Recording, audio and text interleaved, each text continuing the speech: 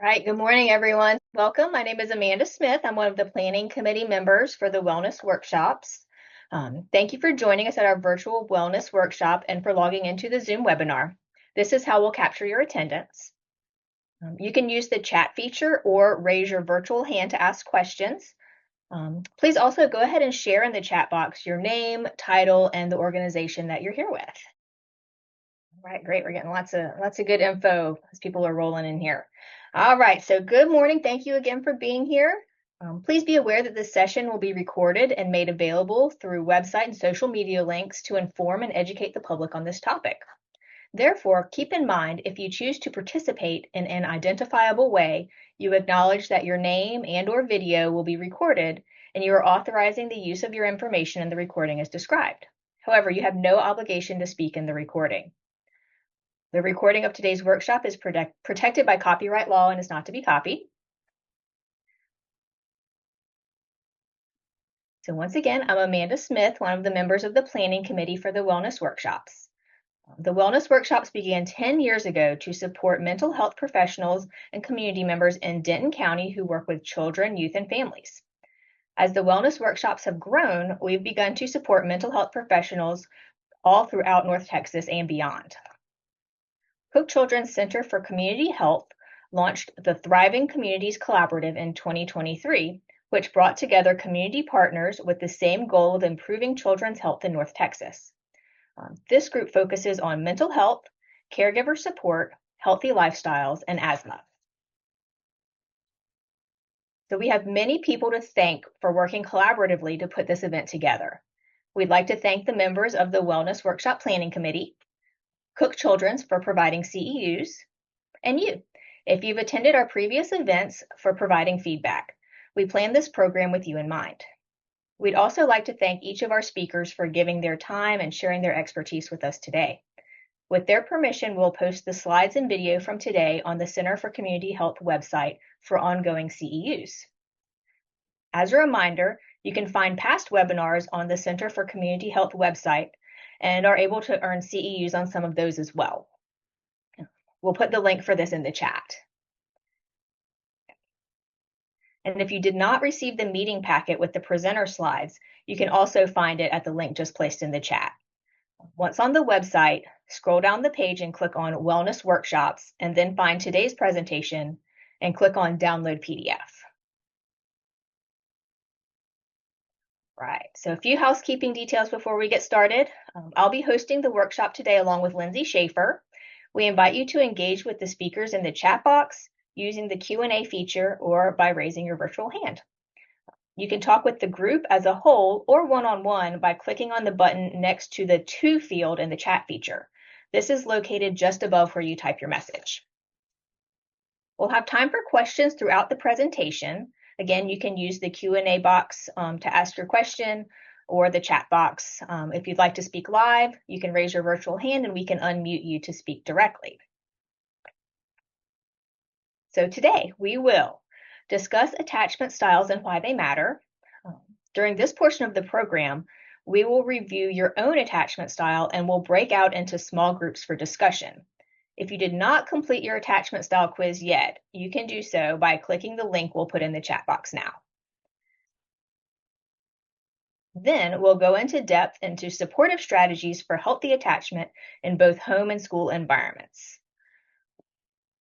And last, we will discuss an overview of attachment-based family therapy. We'll finish up with evaluations.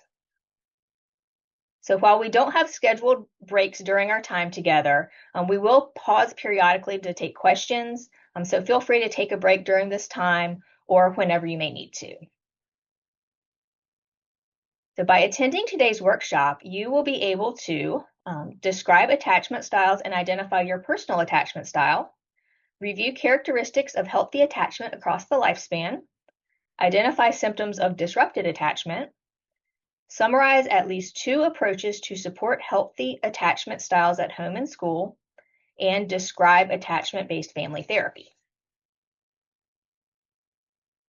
An evaluation link for today's event will be shared at the end of the program. Everyone is encouraged to complete the evaluation, but it is required to receive continuing education credit. Today's speakers have no conflicts of interest to report regarding today's presentation. All right, so now I'm pleased to introduce our first speaker, Adrienne Marshall. Adrienne works as a contract therapist and clinical director at Steady Heart Counseling in Denton, Texas.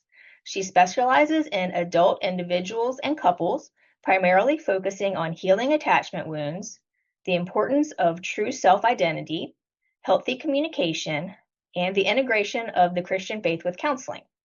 In her free time, Adrienne loves spending time outdoors with her husband and two young boys, baking all things sourdough, and training to walk half marathons. So thank you for joining us today, Adrienne. Hi, everyone. Thank you so much. Let me just share my screen here so we can get these slides going.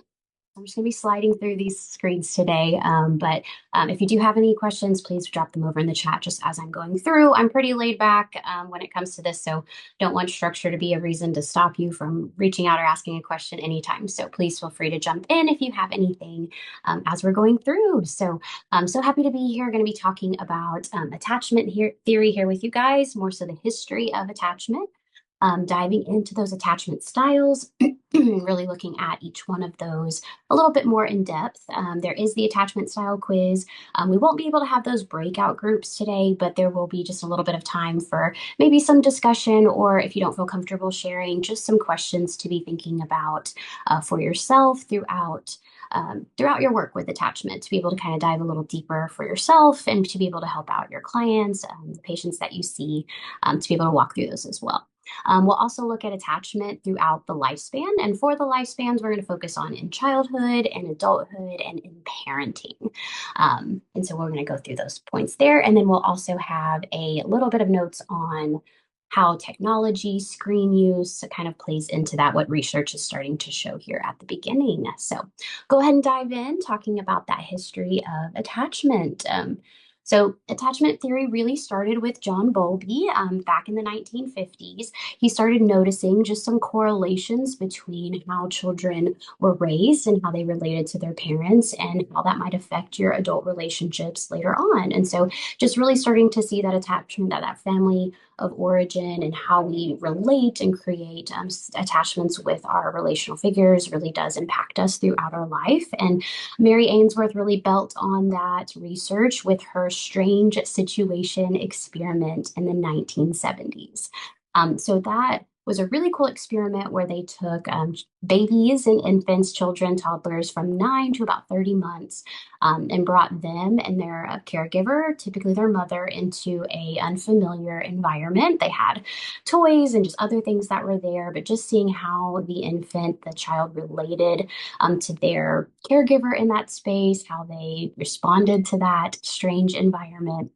And then also had a stranger come into the room, see how the child related to that stranger, and then had their attachment figure, the parent, leave and return to see what their responses and reactions were in the midst of that. And that's where they really created these different attachment styles. Now, I will say from the beginning, these attachment styles have had some different names throughout as they've kind of honed in on the research. So we'll kind of talk through just kind of what they're more known for now. And then there are some different language for when they are children and those different attachment styles. So we'll hit that as we go. But really, attachment theory asserts that a child's early relationships with their caregivers shapes how they approach social relationships throughout their life. When we're born, our caregivers are our first social bond. They're the one we go to for everything and need everything from. And so that's when our brain starts to create these pathways and perceptions of what do social bonds look like? What can I receive from these people? How do I relate to them? And so that's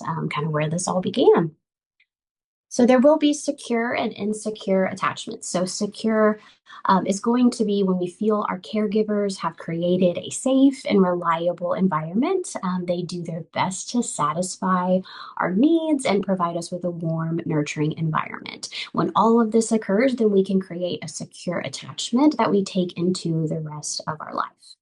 When we don't feel that our caregivers have done that, when we feel like they either aren't a safe space where they are not able to meet our needs, or there's a push and pull of sorts that happens where maybe sometimes our needs are met, sometimes there isn't, so that inconsistency, then we may feel unsafe and unstable, and an insecure attachment can form. And this is going to look at both kind of physiological needs, so food, shelters, water, all those kind of basic needs, as well as our emotional ones. So the love, care, support, empathy. Are we really being taught how to self-soothe and how to self-regulate? It's going to look at both of those factors. So I'll jump into those attachment styles. So there are four attachment styles. So we have secure, which is going to be the healthy attachment style. So the one we're all going to hopefully strive for and hope to strive to instill in our kiddos. And then there's going to be three insecure attachment styles: anxious, avoidant, and disorganized. And we'll kind of go through these a little bit more in depth here. So secure attachment. Secure attachment is the most common in Western society. Research suggests around 66% of the US population is securely attached. Now, one thing I always like to say is attachment's going to look different throughout our life, right? As we are adults, or especially maybe as mental health providers, as we've gone through our grad programs, we're going to really work on that secure attachment. So while secure attachments help to give us some framework of, hey, this is may have been what my attachment style was when I was a child or a teenager, or this is kind of where it started, there is an ability to change our attachment style, right? To be able to work on creating secure attachment through self-reflection, through therapy, through just being able to work on those things that we're noticing in our behaviors and in how we're relating with other people in our life. And so kind of looking at that attachment isn't always going to look the same. I know for myself, right, my attachment style now looks very different than how I related to people in my teenage years. So knowing that that is going to kind of look different or same throughout the course of the lifespan. This secure attachment results when a caregiver provides a safe and nurturing environment where a child's needs are met. Right? So this is going to be where they're able to respond to those cues of feeling sad, feeling upset, feeling scared or fearful, and they're going to be able to feel like that attachment figure is soothing them. And again, an attachment figure is going to be maybe a parent, a guardian, right? Whoever is kind of that. You'll talk to a lot of people that maybe their parent wasn't their primary attachment figure in the home growing up. Maybe it was a grandparent, maybe even an older sibling. And so just somebody being able to meet those needs as we're a young child, as we're a toddler and adolescent, being able to show us how to do that.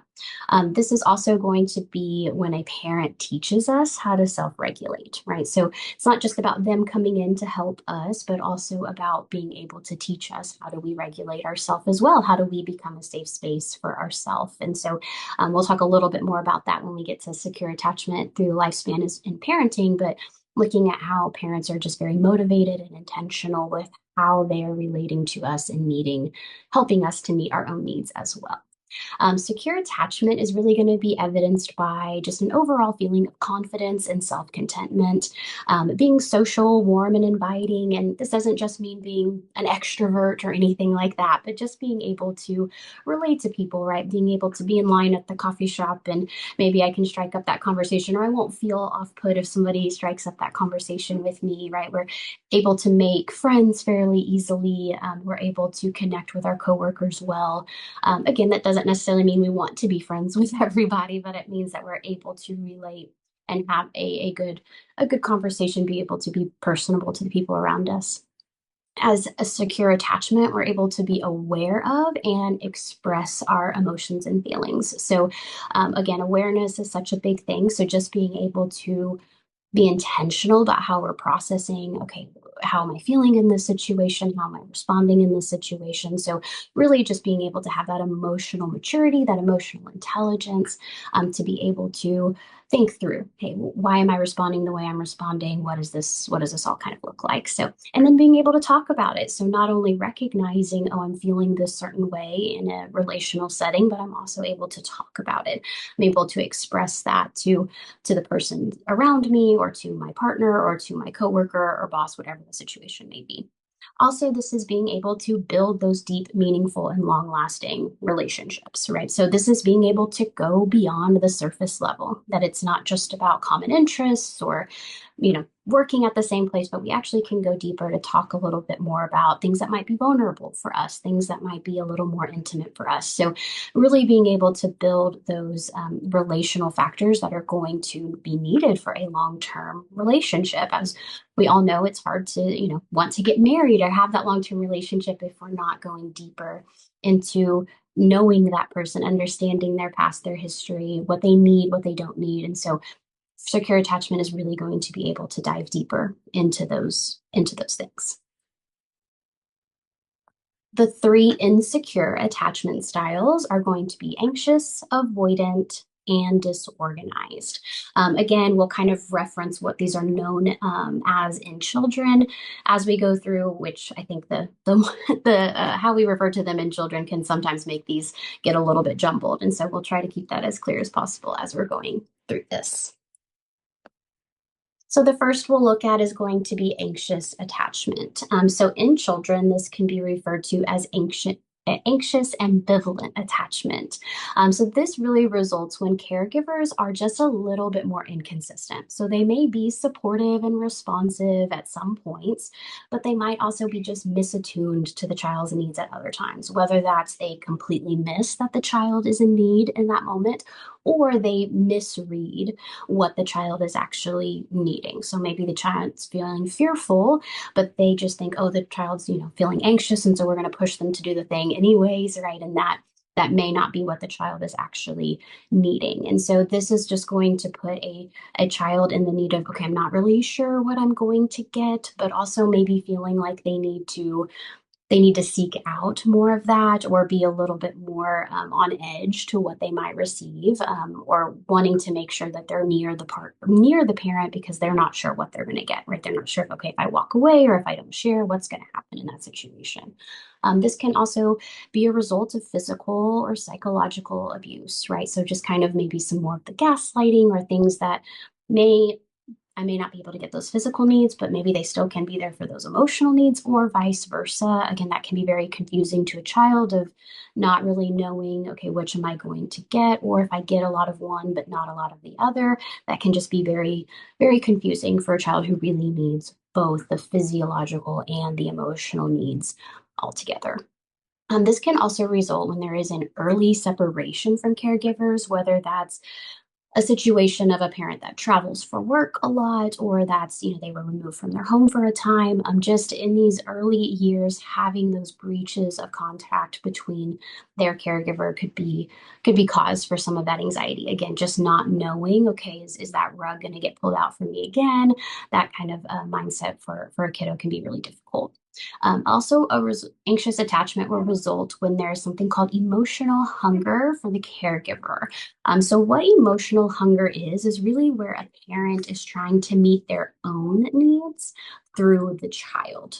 So, this is whether it's I'm trying to be loved, so I'm using my child to help me feel loved, or I'm trying to feel worthy, so I am trying to utilize my child to feel a sense of worthiness. And so it's more so based on the parent's needs as opposed to the child's needs. Again, we'll talk a little bit more in depth about this whenever we get to the attachment across the lifespan. But that is something to just kind of keep in mind when, again, the child isn't really sure if it's their need that's getting met, if it's the parent, then it can cause that anxious attachment to arise there. Next, we'll talk about avoidant attachment. This is referred to as anxious avoidant in children. Again, this is why it can get a little bit muddled, but this results when caregivers are strict and emotionally distant. And I don't mean strict as in, oh, I give my child a curfew or I actually make them do chores. I mean more of strict, and we're not really giving a child autonomy throughout the course of their adolescence. We're not giving them ways to individually express. There's maybe very specific rules about what a child should wear, how they should, what kind of classes they should take, right? So it's kind of going beyond just, oh, my parent, when a typical adolescent says, my parents are strict, right? That just may mean their parent has rules. And so that's not really what we mean here. We mean more more of kind of more not where there's just no individuality for that kiddo. There is no autonomy throughout that time. It's 0 to 18 is really dominated by what the parents want, what the parents' direction looks like. So we kind of need more of that. And then that emotional distance. So while, again, they may be meeting those physiological needs, they may be having conversations about how your day was at school. To some degree, there's going to be a wall to that emotional vulnerability between the parent or the caregiver and the child. Caregivers in this Caregivers can also not maybe tolerate the expression of the feelings and emotions. So again, that wall that I kind of talked about just a moment ago of once they kind of hit that place, they may be able to handle basic stuff. Oh yeah, it's a stressful day at school, but yeah, I'm feeling really anxious about this, or that person wasn't being kind to me, or that person makes me feel, not good enough, or I feel like so and so's better than me. That may be where a caregiver of an avoidant child might not be able to go there with them. They may even deem that as weak or deem that as something they shouldn't do. If they're raising a boy, they may put that as that's a girly thing, right? So they're going to really demean and diminish that emotional expression in the child. Again, with this, the child may be expected to be independent and tough, and not independent in an autonomous way, but in a here's what I, as the caregiver, think independence and tough looks like, and this is what they're going to really expect the child to reach. And if the child can't reach that, then there may be consequences, punishment, or again, just kind of a lack of a lack of attachment with them or some sort of punishment, things of that nature. Caregivers tend to avoid intimacy themselves. So there may even just be a lack of intimacy in the parent relationship, or the caregiver may not really show intimacy to other people in their life either. And because of all of this, the caregivers cannot be attuned to the emotional needs of the child. So again, the child may have these emotional needs that they have, and not only does the caregiver maybe diminish that or cut that off, they also just can't read the cues. They can't read the cues that, hey, my child needs something, there's something going on. Those types of things are going to happen, and because the child really shuts down, doesn't really go to the parent for those needs, as we'll again talk about a little bit later. The last insecure attachment style we'll talk about here is going to be disorganized attachment. So, disorganized attachment is referred to as fearful avoidant attachment in children. And I actually kind of like that because it does center around a perceived fear of the caregiver. Again, this can often result from child abuse or some sort of trauma, either directly towards the child or towards something that the child witnessed. This is going to be a even more severe inconsistency from the caregiver. So whereas anxious and avoidant are going to have some inconsistencies, this one is going to be a pretty severe inconsistency we're seeing in the caregiver. So this is again just the push and pull of not knowing, what am I going to get? Are they going to be there for me? Are they not? Or they're really great for a couple months, and then it all kind of goes back in. For those of us that have heard of like the kind of the cycle of trauma or the cycle of abuse, right? It's kind of like there might be those honeymoon periods, but then, the negative behavior starts all over again. So there may be a lot of that going on for this. Again, the child's really going to both fear and want to be connected to their parent, right? So it's just going to be this push and pull that really creates a lot of emotional dysregulation in the child. Um, One of the things about this attachment style is it can be a little bit more difficult to pinpoint because it does kind of bring in characteristics of both of the other two insecure attachments, the anxious and the avoidant. What really sets this organized attachment apart is that it implies a lack of coherence in the individual's social behavior. And what we mean by that is an inability for the individual to connect their behavior to what's actually going on. So they're not able to even recognize what's happening. They really don't have that emotional intelligence, that emotional maturity to put together, hey, this is why I'm doing this. This is what's happening here, or I'm seeing these different things. So it's going to be a really severe just dissonance of their behavior. And again, it's going to be that push and pull, right? That I might really seek connection and love and attachment one moment and then be absolutely repulsed by it, don't want it the next. And it's really hard for them to see that that's an unhealthy dissonance within themselves. So really just that lack of understanding, that lack of ability to connect what's going on here. So that's just kind of a brief overview. Again, I wanted to put as much as I could in these slides so that you could reference them later, but not overwhelm you with different things. But what I want y'all to kind of do here, if you haven't already, to go ahead and take that attachment style quiz. I believe that Lindsay dropped that in the chat for us if you haven't already. Again, we won't be able to do those breakout groups. However, if anyone, I'll give a couple minutes here, if anyone is willing to share, I would love to hear just your reaction to your results. What stands out about the style that you received, and how might your style have looked different at other points in life. One thing I really love about this attachment style quiz is that it will actually show you attachment for different significant relationships in your life, right? So whether it's if hey, I have this maybe I have a secure attachment with my husband, but then maybe I had an anxious attachment with my mom and an avoidant attachment with my father. Will kind of show you those different things, which I really appreciate because again, like I said earlier, sometimes our attachments can look a little different throughout the course of our life or change over time. Again, as we've a lot of us going through a master's program or psychology courses that sometimes it really challenges you to look at these things in your life. So really kind of seeing how that can change. But hey, I still might deal with some of that anxious stuff over there. So if anyone would be open or willing to sharing or dropping a little blurb here in the chat box, would love to hear if anyone would like to share that.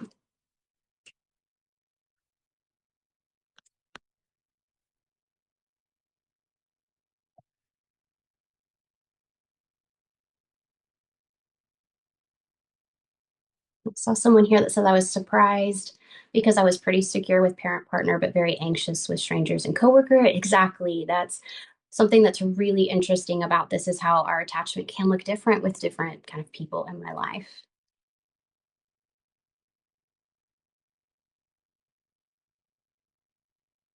Yes, I love to see just a few of these of how just attachment has changed over time, which again, that's so, so sweet because that shows that we as an individual are doing the work to want to heal some of those attachment wounds, or even maybe we're seeing a softening in our parents over time, right? That can be something of just, hey, with age, maybe we kind of reflect back on our parenting and we can make some apologies or we can just kind of change things.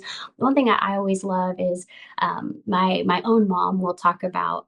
She just had a really negative relationship with my grandfather growing up. He was an alcoholic. He was pretty verbally, physically abusive at times. But then, man, once he had grandchildren, he completely changed his tune. When my mom first told me about what my grandfather used to be like, I was like, my sweet pawpaw, like absolutely not. I don't. That doesn't make any sense to me, right? But that was really healing for some attachment wounds for her. They were able to have some healing conversations. He was able to apologize and make amends. And it really can be a cool thing. So even just seeing the evolution of our attachment over time, just can be a really sweet thing. So I love that. And I love someone saying, I'm proud of how my attachment has become more secure. Yes, yes, that is something to absolutely celebrate there. So I love that. Well, thank y'all all so much for just being willing to jump in that chat and share those things. I know, again, that can be a vulnerable thing, but with that secure attachment, we get excited to be able to share about the growth that we're having. So thank y'all so much for being able to just speak up about that. So what we'll kind of dive into now is looking a little bit at attachment across the lifespan. So again, we're going to look at three main kind of stages of life. So childhood, adulthood, and then in parenting, as we're kind of looking at these different attachment styles. So we'll start with that anxious attachment. So as we kind of talked about before, anxious attachment, a child is going to be very sensitive and responsive to the needs of others, often at their own expense, right? So they're going to be way more focused on, okay, what are other people needing from me? How can I make that better versus what am I actually needing for myself? They might experience some distress when their parents leave and may be difficult to soothe when they return. So often just on edge, difficulty trusting again, a parent leaving or coming back just brings up that fear of, I don't know what to expect here. I don't know when that rug's going to get pulled out from under me, kind of we talked about earlier. So very much seeing that kind of push and pull in that. In adulthood, we're going to see a lot of low self-esteem. So again, really thinking highly of others, but lowly of self. So again, just very sensitive and responsive to others' needs, right? Some of us might call this the people pleaser, right? The caregiver, right? I know for me, that's what initially got me started in the kind of of realm of therapy was just I loved to be there for other people. I was very responsive. I could felt like I could read people, right? We're just really on edge, but very attuned to kind of how other people might be feeling. With anxious attachment, though, too, there's that strong fear of rejection and abandonment. Again, that's what really kind of spurs on that want to very much be in tune with someone else's needs and be there for someone else's needs is I don't want them to leave me. I don't want them to not need me anymore, right? We have that strong need for validation, reassurance, affirmation. Again, kind of leading into that clinginess in relationships. This can even go, to a negative side of just that intense jealousy or a suspiciousness of partner. Again, if I don't feel like I'm getting that need met, that may be something that's very difficult for an anxious attachment to deal with. And also a fear of being alone, right? So just really struggling with that idea of being on their own. So again, just let me deny my needs. Let me really focus on the needs of the other person. This could also look like a lot of codependence. If you have two people that are anxiously attached in a relationship with each other or a friendship with each other, that can get very dependent on one another for identity, for security, and for to be able to feel emotionally well. And so that's what kind of adulthood can look like. And then in parenting, they tend to be over involved in their child's lives, in their child's feelings and emotional needs, right? We talked about that emotional hunger earlier of a parent who is trying to kind of meet their own needs through their child, right? This can cause a lot of being overly involved, overly intrusive to the child's experience. Again, sometimes we almost might say of living through your child or just being too involved in that. And so, again, this might not necessarily be a conscious thing, right? Especially for some parents who are also raised by a parent that may have been also anxiously attached, they might just be repeating that pattern without really realizing that they're doing it. And so, really, again, just kind of that parent who's really overly involved, who really needs that relationship with their child to feel whole. Again, this is kind of where we see that maybe parent identity become a little bit toxic, right? If I'm only being a mom, if I'm only invested in my children and I'm not being invested in my other relationships or in myself, then this could be a result of some anxious attachment going on in there. Again, anxious attachment, it can be really difficult to differentiate between a situation that's actually fearful or threatening and one that maybe isn't, because again, we're just on edge. We're in that almost hyper vigilant state at all times, just kind of being on edge and aware to, okay, what might go wrong? Where might there be an issue? How might somebody be upset with me? Right? We're just constantly on that. That's that, oh, I'm walking through the grocery store and that person looked at me funny. Like, are they mad at me? Are they upset with me? It may have absolutely nothing to do with me, but an anxious attachment, I'm going to be really on edge to that. I'm going to be really on edge to those nonverbal cues and maybe even overthinking what those might mean. Avoidant attachment. So that avoidant attachment in kiddos is going to look like I don't really want to rely on my caregiver, right? They're going to learn to remove their own emotional needs from their caregiver. They're going to develop this independent stance. And again, as a child or young adolescence, independence isn't really a thing they know how to do quite yet, right? And so it's that false independence, that idea that I don't need anybody, I've got it, I'm on my own. I don't need my parents, I don't want my parents, really believing that they can just handle life by themselves. They're going to avoid expressing any needs and they're going to keep an emotional distance from others to be safe, right? They're not going to let anybody in. It's not just going to be the caregiver. It's going to be the teachers. It's going to be the friends. They're really going to just have that independent, like I don't need anybody persona. And growing up into adulthood, that's really going to turn into a low tolerance for emotional intimacy and not thinking that they need it. So it's not even something that they're like, oh, I would love that, but I'm scared of it. No, like they just really don't think that they need it. There's that self-sufficiency, that overly self-confidence of I've got this on my own. I really don't need anybody to be okay. And so maybe a lot of high achieving in this, people that are very maybe success driven or motivated to really be at the top of their field. Again, not all, but that can definitely be something that really fuels that need for independence, that need for kind of what I like to call external identity, right? So I'm gaining identity through these different avenues in my life, whether that's my career, whether that's as a sport, right? I really want to be the best at that to give me identity. So we'll see that a lot with avoidant attachment. This can really be difficult to build long-term relationships, right? As we talked about with secure attachment earlier, having a secure attachment allows us to go below the surface with people, be vulnerable, create emotional intimacy.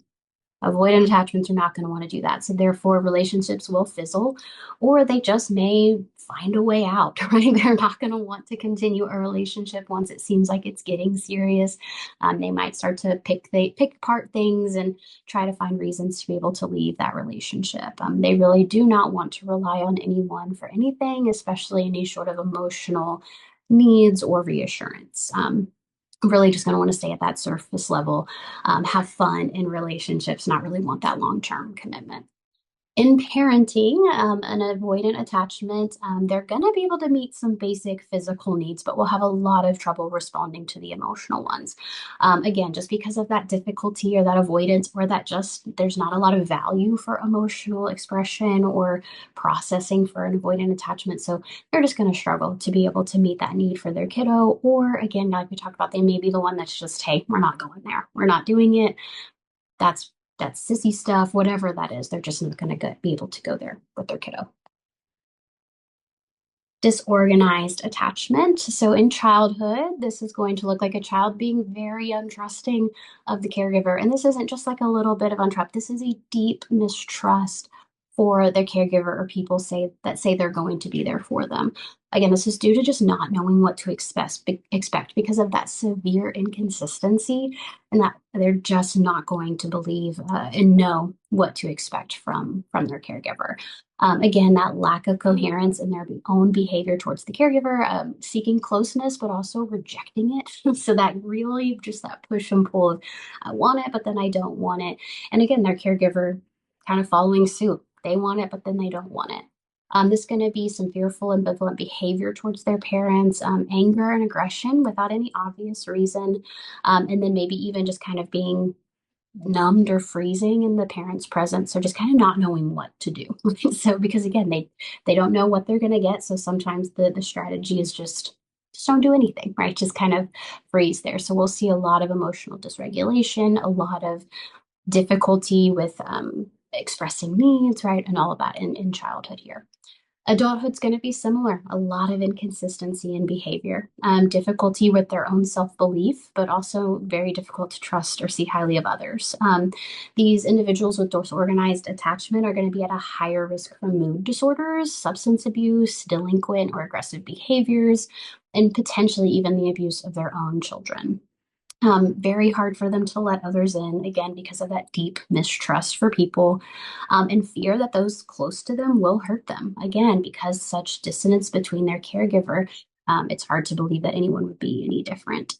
The fear of intimacy and avoiding proximity, believing hurt and rejection will happen. So almost kind of like that. It's not even an if or a maybe. It's a no. This is just how everyone's going to be. And again, that can lead to those self-sabotaging behaviors, right? So I might as well just burn the ship down before it can throw me off of it, right? That kind of mentality. In parenting, they're going to really struggle with building emotionally intimate relationships with their children. They're going to typically behave in a more ambivalent or inconsistent way. Again, very unpredictable.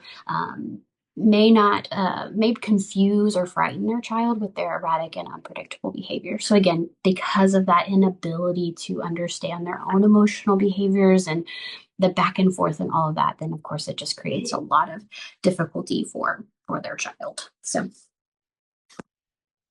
and then secure attachment. So in childhood, as we've talked about, this children will use their physical and verbal cues to let the caregiver know that there's something wrong and trust that the caregiver will respond and take care of that issue. So again, whether it's that they're verbally coming to their parent to say, hey, there's something going on, I need to talk about it, or they just, they're not really talking at the dinner table, or they're not really acting themselves, right? That is going to be a cue that a parent may pick up on and have that extra conversation, check in a little bit more. And again, that is going to help build that secure attachment. If it's not just, I don't just have to say something, but someone's also paying attention and being intentionally aware and then reaching out to me. A child will feel safe, seen, known, comforted, soothed, and reassured. They'll feel very valued and very supported to explore those new things, right? Because if we feel securely attached, if we feel like there's in a sense, a safe landing spot, then I'm going to be willing to jump, right? Or I'm going to be willing to take those extra, those extra steps in life. I'm going to try those new things. I'm going to put myself out there because I know I have a secure base to land on. So children with that are securely attached, you'll see them really want to try new things. You'll see them want to explore and not be afraid to try those new things. In adulthood, adults tend to have a really positive view of themselves and a positive view of others. They're able to regulate their emotions and feelings, articulate and acknowledge what's going on for them. Very strong goal-oriented behavior. Again, they're not necessarily using these different things in their lives to gain identity. They're doing them from identity of, hey, I really know I have a lot to bring to this space. And so I'm excited to keep going in this, right? But they're not going to be completely crushed or devastated if something doesn't work out, right? They're able to see that as a learning experience. They're able to want to keep trying. They're not going to get discouraged. They're going to be willing to keep going. Really great at bonding, opening up, and trusting with others. Can again communicate needs effectively, feel purpose and positive impact in the world. Actively seek emotional support when they need it. So again, being able to ask for help, being able to reach out and know it's okay if I can't do this by myself.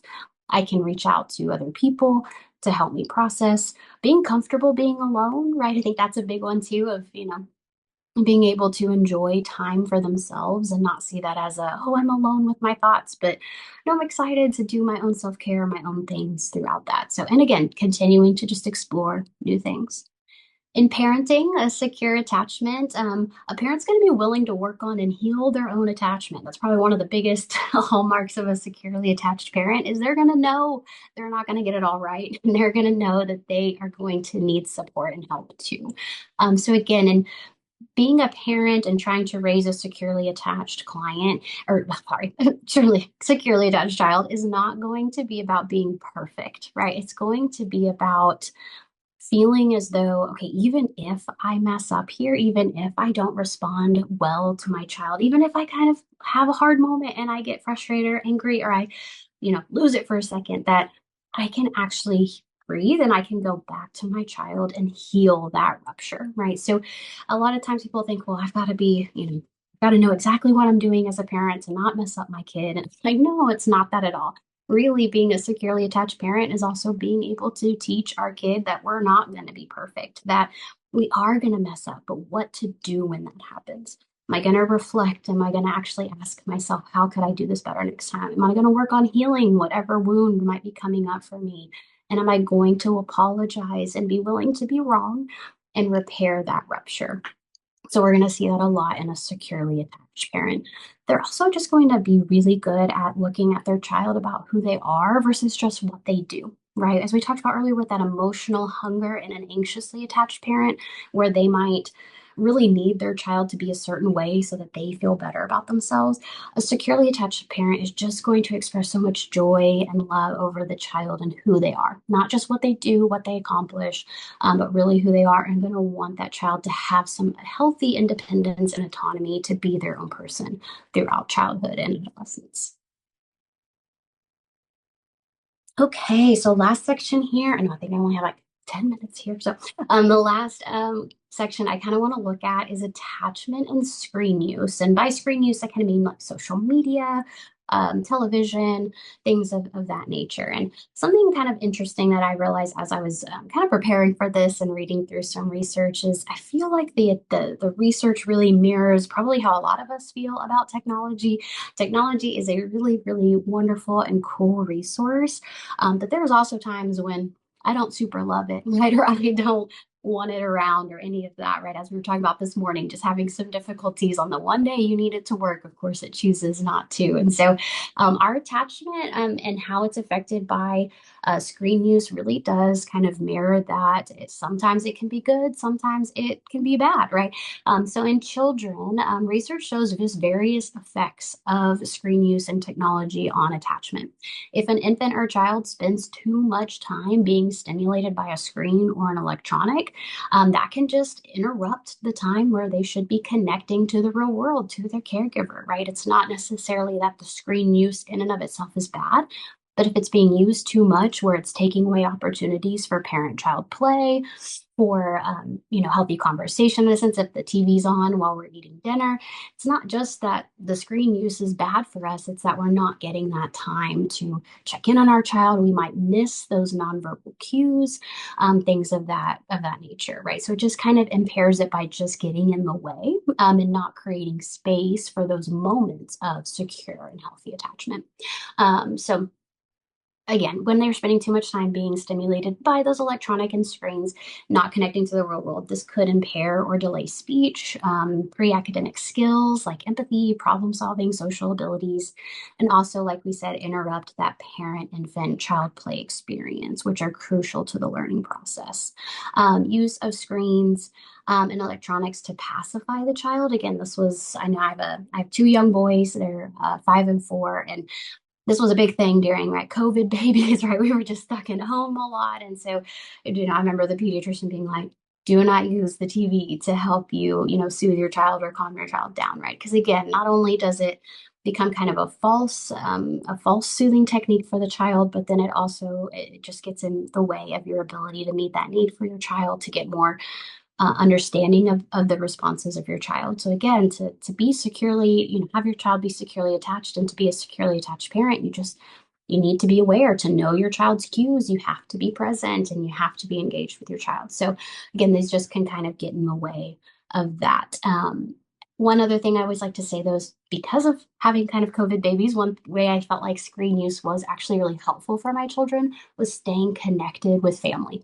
So even if, we weren't able to see them for a long period of time, or it wasn't a great season to be able to see them because of sickness or illness, having FaceTime, having the ability to relate in person with them was really great, right? Being able to allow them to have that. And I think that really helped too, of just them being connected with other attachment figures in their life. And so that's one way you can kind of leverage technology for a positive experience.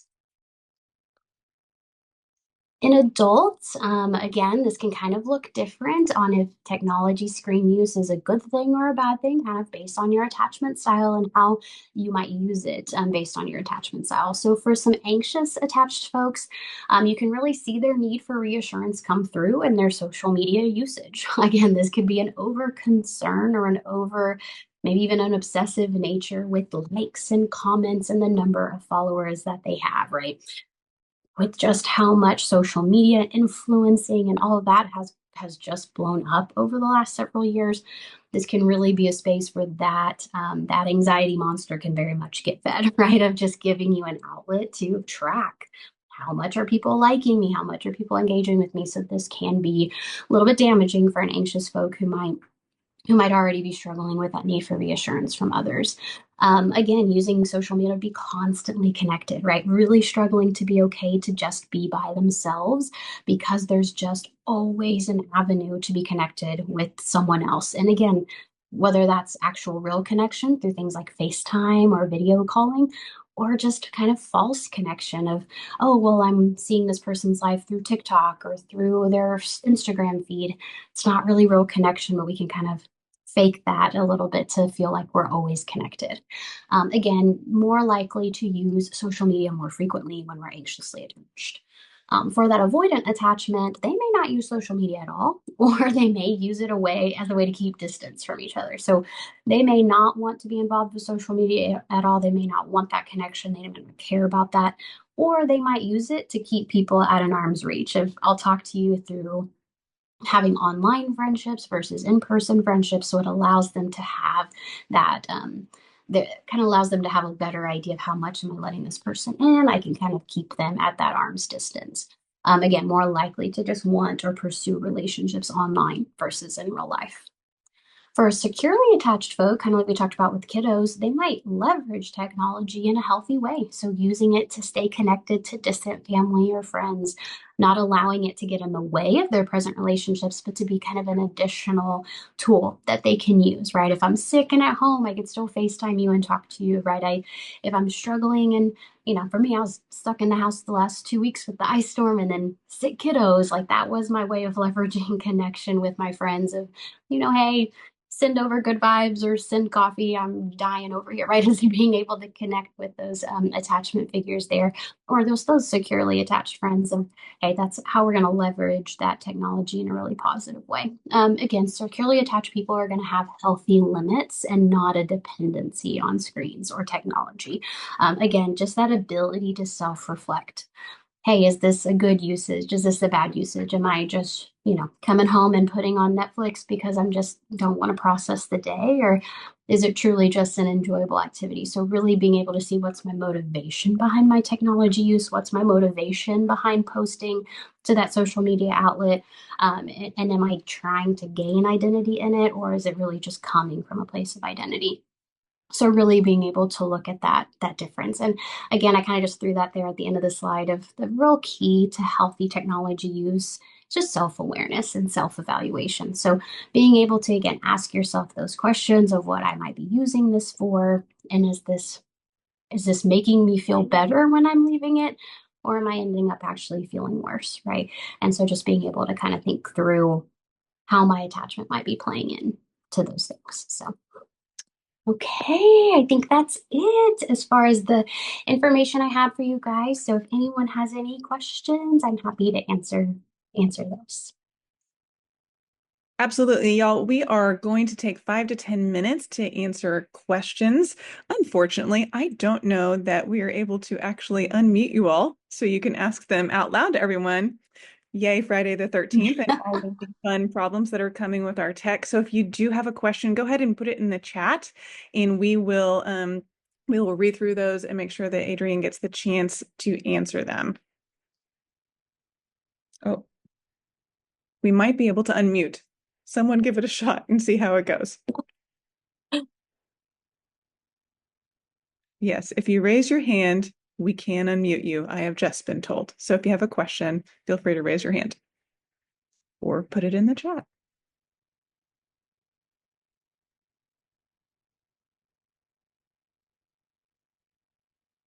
Okay. Yeah, I see. Question. Do you have suggestions in guiding caregivers on how to appropriately encourage independence for kids?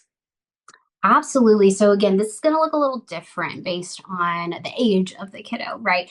But again, I think it is just coming back to first of all, like you said, kind of giving them opportunities for that. So whether that be for young kids, it's like, hey, let's encourage them to try a new activity, a new sport, something, a new social activity, or encouraging them to meet friends at a playground or a play place of really just giving them the opportunity to be themselves, right? Of, hey, when you're going to the store and they're picking out their backpack or their new things, really try not to give input.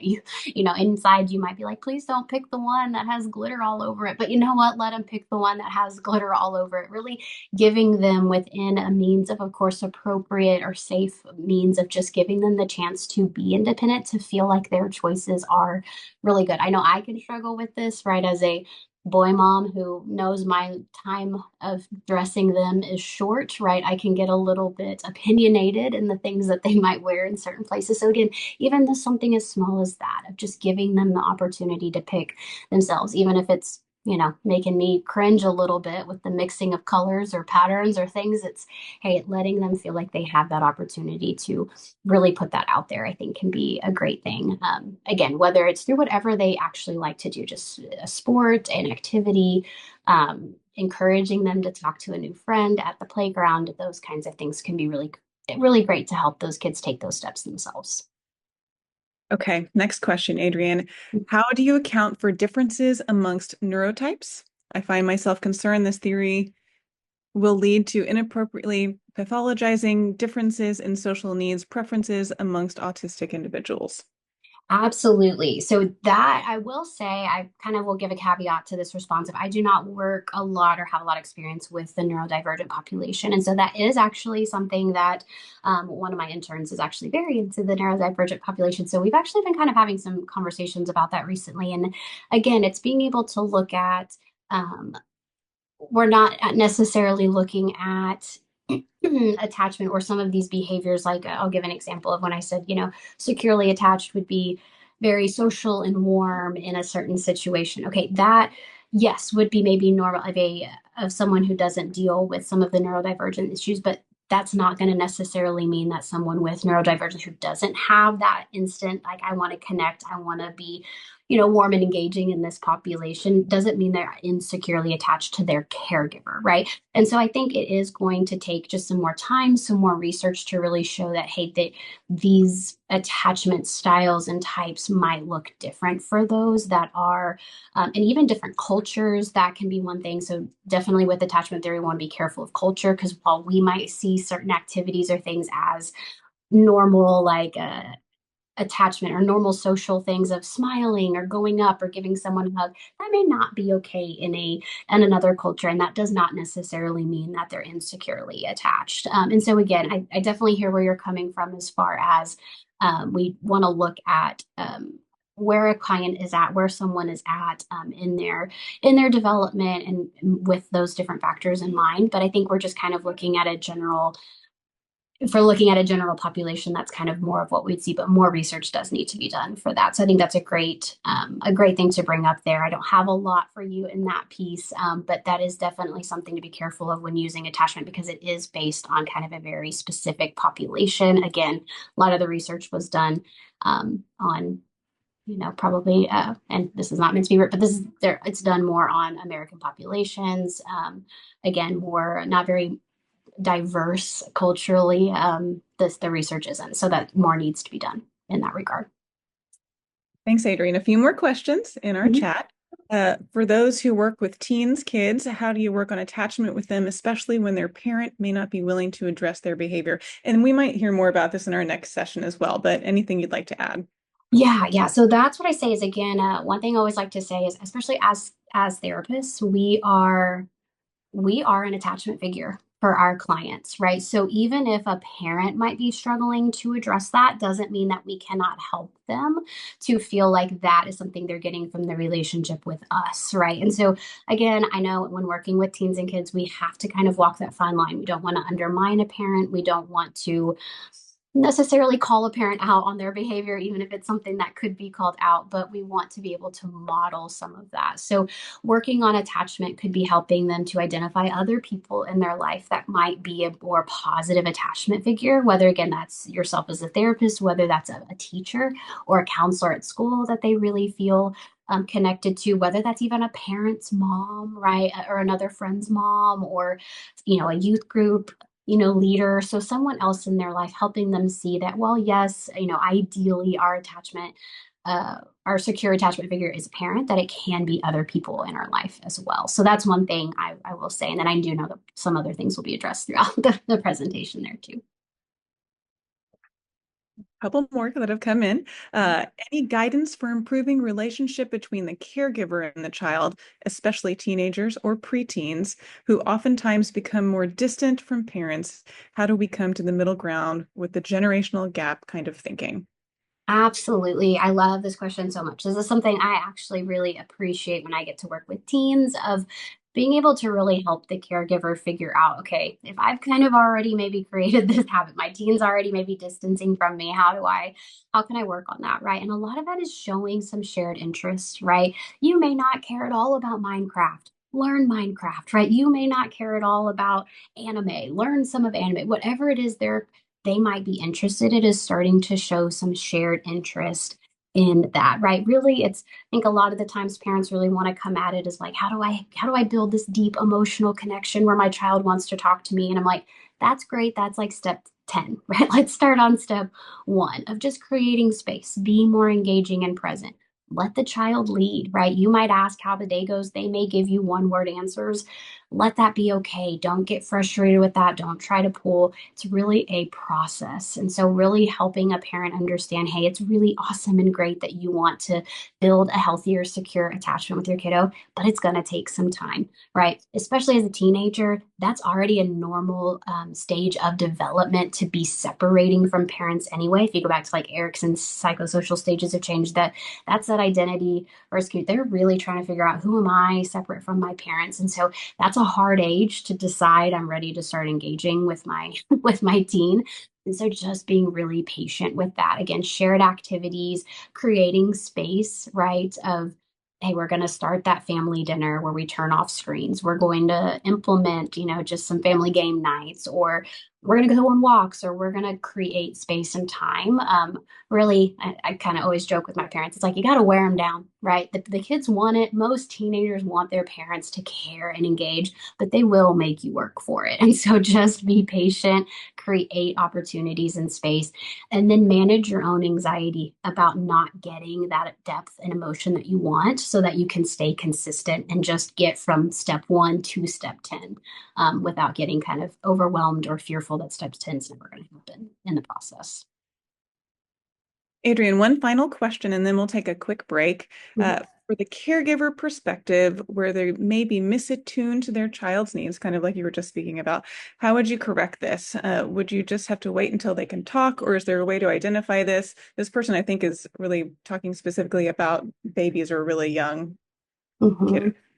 Yeah, yeah. So again, one thing that is such a beautiful thing about children is they are so forgiving, right? They really can be um, my husband and I joke, we call them like noodles, right? They're kind of noodles when they're young, like they really can form and flow. And so I think especially for children, right, it's just spending time, right? If you feel like, man, I've missed these cues, or and again, even a securely attached parent, it's a parent that's present, still going to miss cues, still going to have difficult moments in that. So I think being able to just be present, right? Just be with your child, be with your baby, be with your infant, and just put the distractions away, have very one-on-one specific playtime, right? Create those little moments of connection, rock them for a little bit longer, hold them for a little bit longer, right?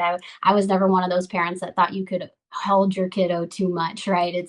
I want to create that space to be able to let them know that I'm here. And so I think it's just about being present, right? The biggest thing about attachment is being present, right? To be present is how we read the cues. To be present is how we know how our child is doing. And so again, I think even with that technology use, it's just as a parent, putting the phone away, turning the TV off, making specific space to be able to take that time to get to know your kiddo, right? Not what you want them to be or how you want them to be dealing with things, but really just who they are. And so or watch those movies together, right? Sit down together and laugh and talk about the characters and what they like. Again, just showing that interest and knowing them can be a huge thing. Absolutely. Adrienne, thank you so much for your time, for sharing your knowledge with us. And you've got some shout outs in the chat, so make sure Yeah, that you go those back were and so sweet. Thank check y'all so much. I appreciate y'all. Absolutely. We are going to take a very short break. We'll come back together at 10:15, where we will learn more about interventions for both home and school with our kiddos. So please go take your break and come back in time for a 10:15 start. Well, welcome back, everyone. It is 10:15, and we will get started with our next session. My name is Lindsay Schaefer, and I have the honor of introducing our next presenters. Our next speakers will be talking with us about supportive interventions at home and in school regarding attachment. Holly Wilson is a licensed clinical social worker supervisor and a trust-based relational intervention practitioner serving as a student assistance counselor for Louisville ISD. Holly supports educators, students, and parents in fostering healthy attachments and creating environments rooted in felt safety and connection. With a trauma-informed lens, Holly is passionate about building trusting relationships that promote emotional well-being and long-term resilience. Her work focuses on equipping parents and school communities with the tools to nurture safe, supportive, and connected environments. Beth Ann Beckman is a clinical social worker supervisor serving in private practice. She specializes in counseling children, teens, young adults, and families. She works with a wide array of issues such as anxiety, depression, self-esteem, life transitions and adjustments, trauma, life stress, behavioral and educational issues, relationship dynamics, grief and loss, and parenting. Welcome, Holly and Beth Ann. I will turn it over to y'all. Thank you, Lindsay. I'm going to take just a second to get my screen shared. I see so many familiar faces, so I'm really excited. But those familiar faces know that technology is not my forte. So, kind of like Lindsay said, I am Holly and I'm going to be working with Beth Ann. We are so excited to get a chance to be with you guys and kind of continue the conversation on how we can build and heal those healthy attachments. Beth Ann and I are going to focus a little bit more on that disrupted attachment, kind of how it can show up when that secure attachment isn't achieved. So oftentimes what we're seeing in the classroom and our offices, but more importantly, how we as clinicians, parents, and educators can be part of the healing processes. So kind of as Lindsay said, I'm coming at it from a school-based lens. I work with adolescents, and Beth Ann's coming at it from both that latency and adolescent lens. So those are going to be a lot of our tools and strategies today, but really still want to keep emphasizing that that healing attachment can begin and occur at any age. And I'm Beth Ann Beckman, and I also struggle a little bit with technology as I've learned this morning. And the more I work with teens, the more I realize I'm not a youth anymore. And when Miley Cyrus came on, I got a little panicked because my son's going through a Miley Cyrus stage. And I thought maybe my Spotify came on, and then I realized we were all listening to the same thing. But I have learned my phone listens to me. And as I've been looking into attachment, getting prepared for this presentation with Holly, this popped up. And I was like, Holly, we got to add this to the presentation because I thought it was hilarious and just kind of explains how we maybe in the therapy world or the social work world maybe are more familiar with attachment, but maybe those around us aren't. So if you ever think you're stupid, just know that one time a guy asked me what my attachment style was and I didn't know what it meant. So I said PDF if it's over email. I hate it when people send it as a Word doc. So just know people are often confused at what we mean when we talk attachment. So, you know, little overview. I know Adrian hit this in such a great way, but we love this little picture as well. So just a quick little 4 attachment styles. And we're not going to go over these because Adrian did an awesome job. But we wanted to put this on the slide just for a really quick reference if y'all ever needed to go back. Excellent. So, and that was very funny, Beth Ann. I too giggled when you sent me that. So really kind of looking at this slide, it's similar to what Adrian was talking about in terms of secure attachment. The most important part of this is that what that secure attachment can cultivate is this inherent understanding. I have needs, I am worthy, I am safe, I have self-efficacy and a voice. One of the most important things to come from a healthy attachment is this secure base. It's what we all use to explore, understand, and really when we interact with the world, that's what we're taking with us. So if we don't have that, a few things may happen. One, we may be hesitant to explore. That's that fearful avoidant that we've seen. But more importantly, I think we see it a lot when we look into that. If we don't have that consistency and that secure attachment, that safety, we're going to create our own understanding. And oftentimes that's going to be one that helps keep us safe, or at least that feeling of safety. So as a young person, we create these core schemas really kind of as our roadmap on how to interact in this scary and inconsistent world. So we'll see that a lot in that disorganized attachment style. Oops, I went a little fast there. Sorry, y'all. This is kind of that same slide, but it depicts that disrupted attachment. So when we think of that, we're really looking at that pink bubble. You go up to the top, you have that blue, the baby cries, the baby shows behaviorally something is going on, they need to be met. caregiver comes in that pink and meets that. That happens over and over again. What we see with our kiddos that have that disrupted attachment style is they lose that pink and the blue, but almost that whole left half side of the attachment development. And so one, this is so important when we're talking about it with secure attachment, but two, this is happening to infants, babies in that earliest stage of life. So also their brains are developing and they're missing this key component in their brain. So we just want to make sure that we are recognizing that there's both that biological component that happens, there's that disruption in the brain development, as well as there's that emotional level that comes with it. So we can see that when a person's needs are not met and their voices are not heard, they exist in this chronic distress almost. They can go down this path of this behavioral and emotional dysregulation.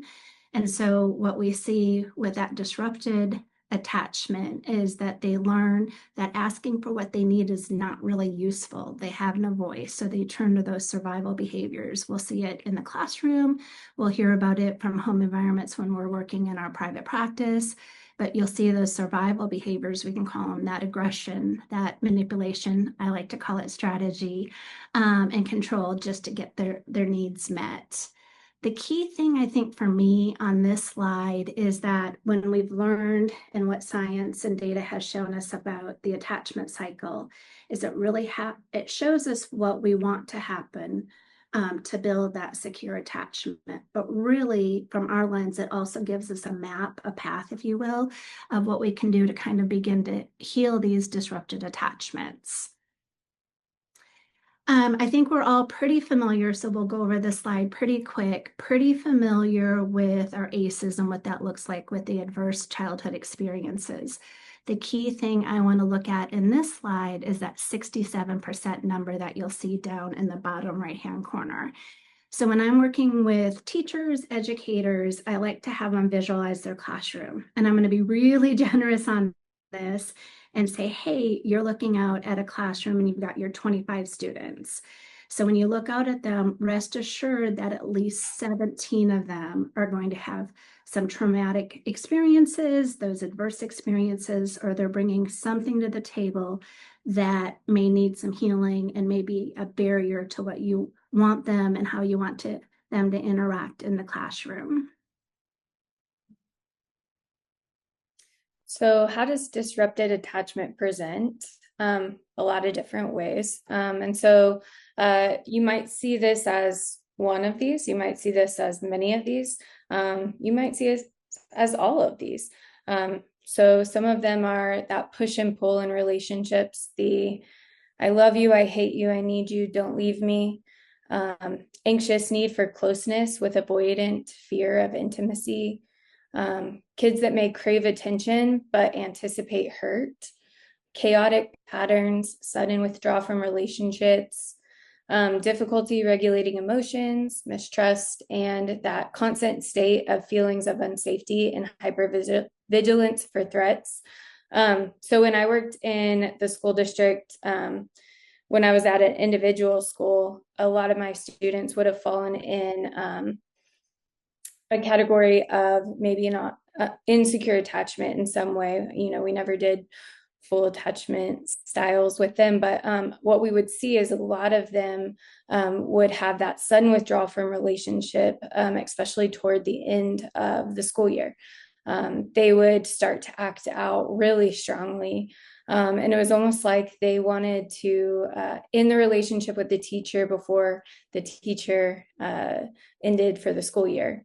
And it took sometimes our teachers saying, I know what you're doing. I'm still going to be here next year. I'm going to love you even if you're not in my class. But we would see kids just start to get a little squirrely out of nowhere. And it was really just that withdraw before you withdraw from me. Another one that I saw a lot was that constant state of feeling of unsafety and hypervigilance, that constant scanning, like, oh, you may be looking for, you may be unsafe. You may be someone that I can't trust. So like always being on, never being able to fully relax, and just always scanning. Yeah, I think we can see it a lot, both in that elementary education component, but we also see it a lot at the high school level. And it makes so much sense to me. We all have this inherent need to see the world as safe, to want to have those safe relationships. And so there's this constant pull of force of like, I'm looking for anything that can give me that safety. And when we find it, that feels great for maybe a hot minute. And then it feels really, really, really scary. So it's like, wait, I'm going to create that disruption before you do. Because while I don't like how I feel in other relationships, I know what to expect. I know I can go back to my own core schemas and kind of create how this ends. And that gives me my voice and level of control. So I think we see it a lot across the span. And that chaotic patterns, I think you can see, we talked earlier of building that secure attachment. So that baby infant cries, expresses their needs hundreds, probably thousands of times.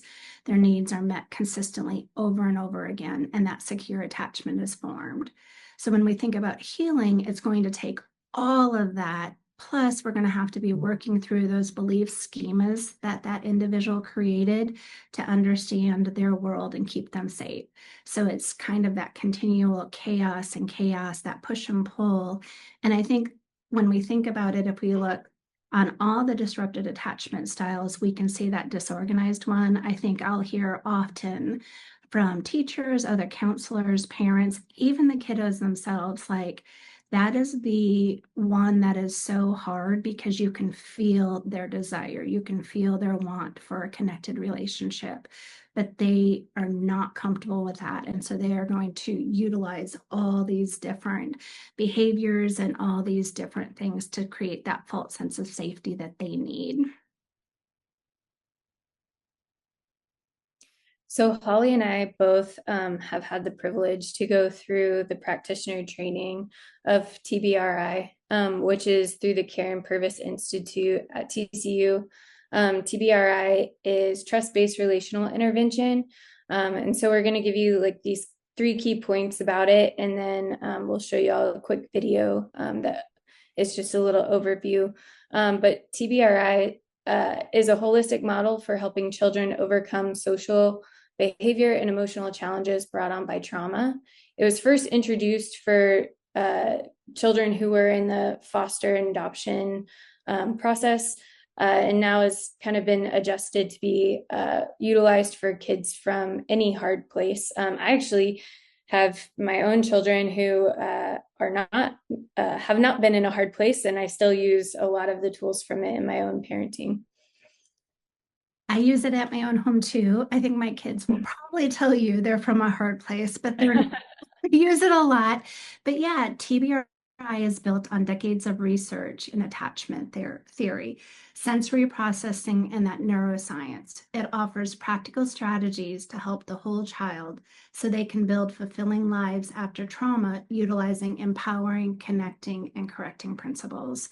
So, kind of on that loop back when we were looking at that cycle of attachment, again, we miss if we're coming at it with an inconsistent caregiver, and our needs are not met. Not only are our needs not met, but as our brain is forming, we are, and I'm going to use some words that I hear, but we lose those neurotransmitters connecting. We lose, I think it's called APH, could be I can't remember, but we lose, science will tell you, we lose key fundamental growth in that brain. And so TBRI really allows us to not only begin to heal, but to kind of rewire the brain. I kind of said this one, alluded That's to it, okay. but originally designed for adoptive parents, it's been expanded now to for any person working with children, such as social workers, teachers, healthcare professionals, and law enforcement officers, as well as partnerships with governments and other organizations creating systematic change. Sorry, I told you I get excited. I get excited. All right. We're gonna play this because it gives kind of a nice little snippet and uses those big brain words that we want you to hear. TBRI, trust-based relational intervention, has at its core building a trusting relationship. It has 3 sets of principles, and they look at the child as a whole. When you think about development, the baby cries, and I say, yes, I will comfort you. And so this child learns that they have a voice. They learn trust, which is the lesson of the first year of life. I can trust. There are so many children from hard places, and for those children, their capacity to trust has been fiercely damaged. The brain chemistry of a child who cries and no one comes is dramatically altered. The child with a history of trauma or loss or abuse has no hope of healing without a nurturing relationship. In every way that I make time and space, that I give touch, eye contact, and I give words, I am going to empower this child to go back to the beginning of what he or she should have experienced in the arms of a loving parent that said, when you cry, I will come. The phenomenal thing about a trust-based intervention is, as we connect to this child, as we build safety, we actually change the brain chemistry. We change the wiring of the brain. This is really the heart and soul of all that we are and all that we do. Do I look into the child's eyes? Do I touch their arm when I talk to them? When they talk to me, do I stop what I'm doing and talk to them? This is the essence of mindfulness. The excitatory chemicals about I'm afraid, I'm hungry, I'm cold, those are balanced when the caregiver comes and gives warmth. All regulation occurs first with an external regulator. So in the beginning, I regulate all. They're cold, I bring warmth. They're crying, I bring myself. And out of my regulation, their brain develops capacity for self-regulation. If this child didn't have this experience, that child doesn't feel safe. This chemistry can be altered, first by knowing they're safe, second by nutrient-rich foods, third by my environmental regulation of that child's emotion, and fourth by appropriate exercise. So we can balance brain chemistry by creating a holistic environment. We clearly have to deal with behavior.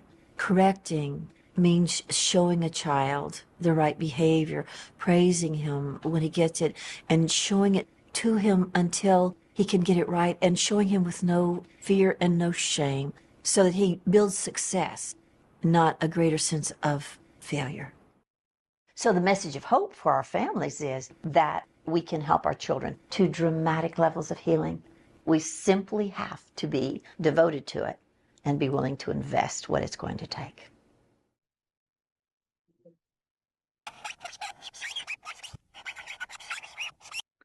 So, big fan of Dr. Purvis and Dr. Cross because I think they, for me, give me hope on what it looks like. I think one of the questions that came up for Adrian earlier is what happens if you're working with a kiddo, either in education or in your office, and you know that their home environment, all the work that you're doing, they may be going back home to that inconsistent caregiver or an environment that may cause harm and have those experiences that lend towards that unhealthy attachment. I think if we really look at it from the point of view coming at it from TBRI, is that every person that interacts with that kiddo has an opportunity to fill their pocket. Little social worky thing there. We love to fill pockets. And so we don't have to come in and do this sweeping, large component. What we need to do is just help them feel safe and feel comfortable and feel connected to the world so that they can start rewiring their brain and that we can show them that they have value and worth. So that kind of comes to our next slide, which I'm a big believer, and I always steal from other people, but little sayings, they really hit things home for me. So with TBRI, I think one of the main things we want to do is we want to be aware of our own biases. We want to be aware of our attachment styles, kind of like that quiz we took at the beginning, not in a way to scrutinize or admonish kind of who we are, but really to see what we are bringing to the table. Are we regulated? Are we calm? Is our nervous system at a place that we can have a connection with another person or have a conversation with a kiddo who needs us to be there to show them what it's like to have that healthy, trusting relationship? So this quote is one of my favorites. We dance with people the way we are danced with. And so just keeping in mind that one of the first things that you can do as an educator, a parent, or a clinician is just kind of be aware of what's happening with you internally so that you can then model that for your kiddos and the people that you're working with. The 3 highlighted strategies, because we want y'all to kind of come away with some tips, tricks, skills to use that we want to highlight today are engagement and connection, felt safety, and emotional regulation. And so that first one we're going to hit on is connection. I'm going to click over to that one, Holly. And so through TBRI, we talk a lot about connection before correction. And connection is the single most common factor for children who develop resilience, having at least one stable, committed relationship with a supportive parent, caregiver, other adult. And that kind of throws back to what Holly was saying. I think in working at schools, this is how I felt working at schools historically and then working in practice now. One thing that I always remember is sometimes just showing up and being prepared to have a relationship is a really worthy task and is kind of a game changer in and of itself. And so we know that connection is one of the most effective healers of trauma. And we have a little video from TBRI on connection too.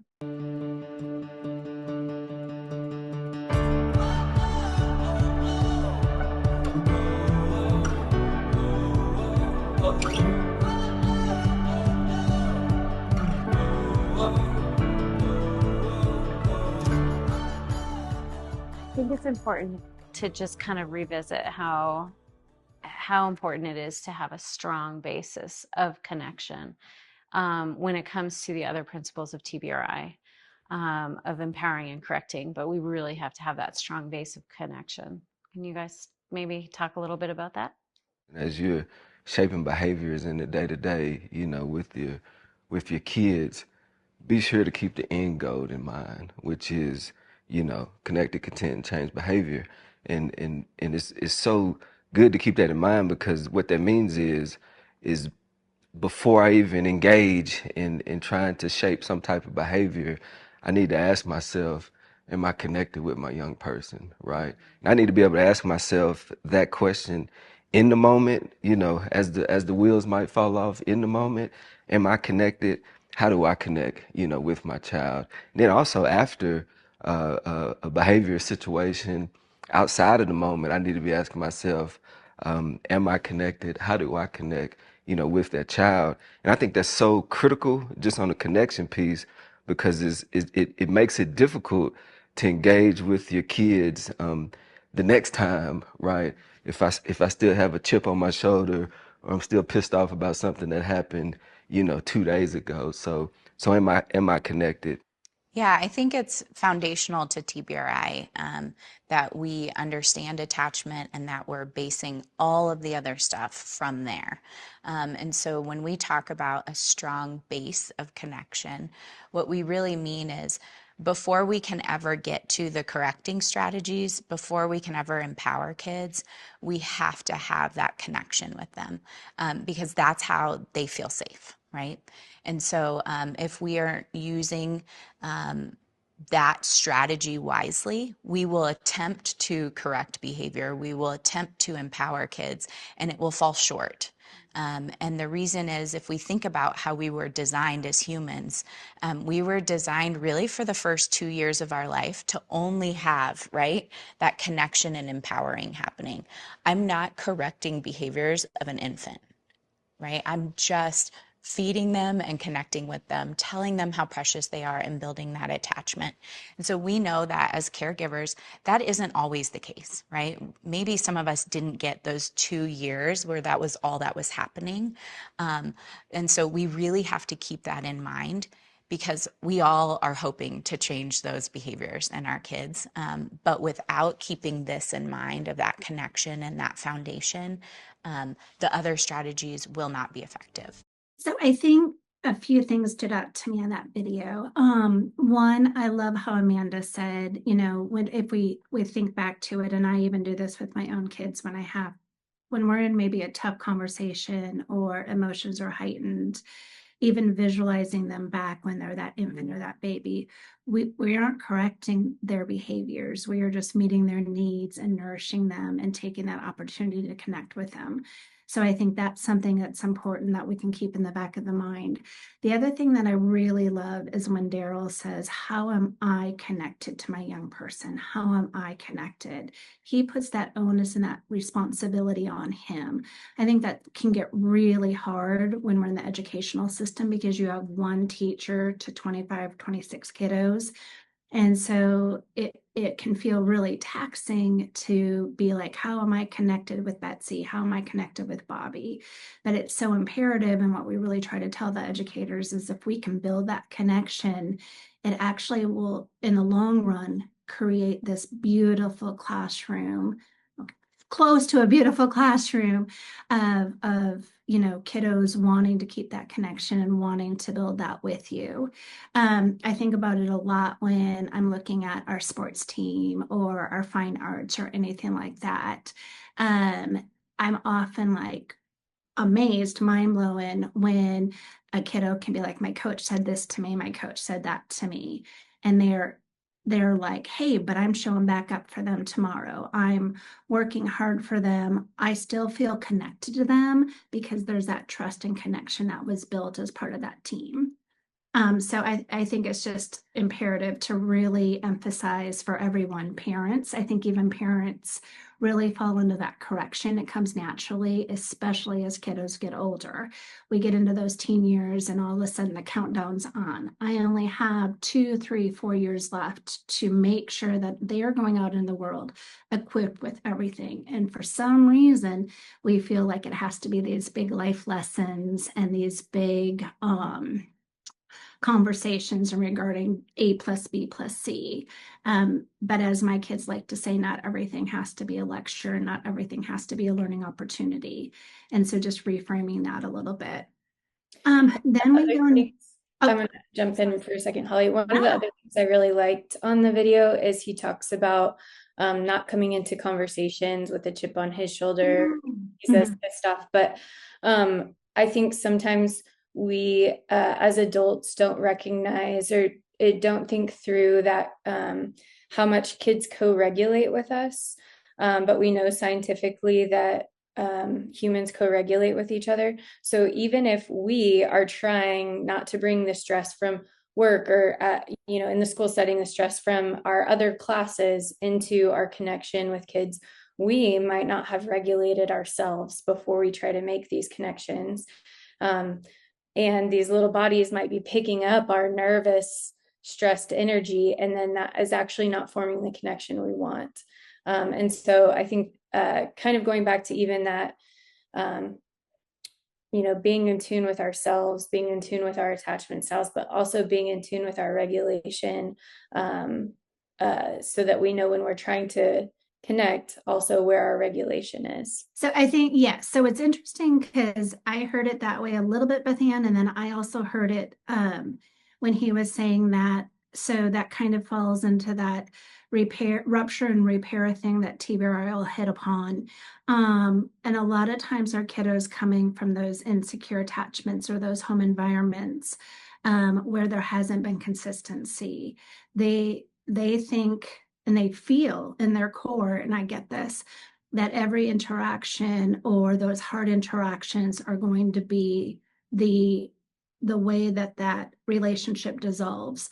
So there is so much to be said for a teacher, an educator, somebody to come back in after you've had a hard day with the kiddo before and rupturing that.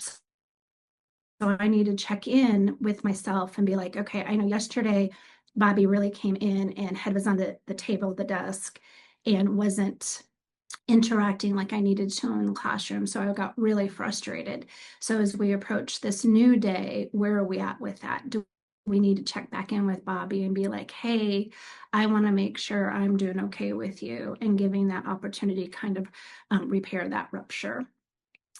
Okay, as you can tell, as we get more comfortable, one of us gets more talkative. So I know just a few minutes, and there's so many key things.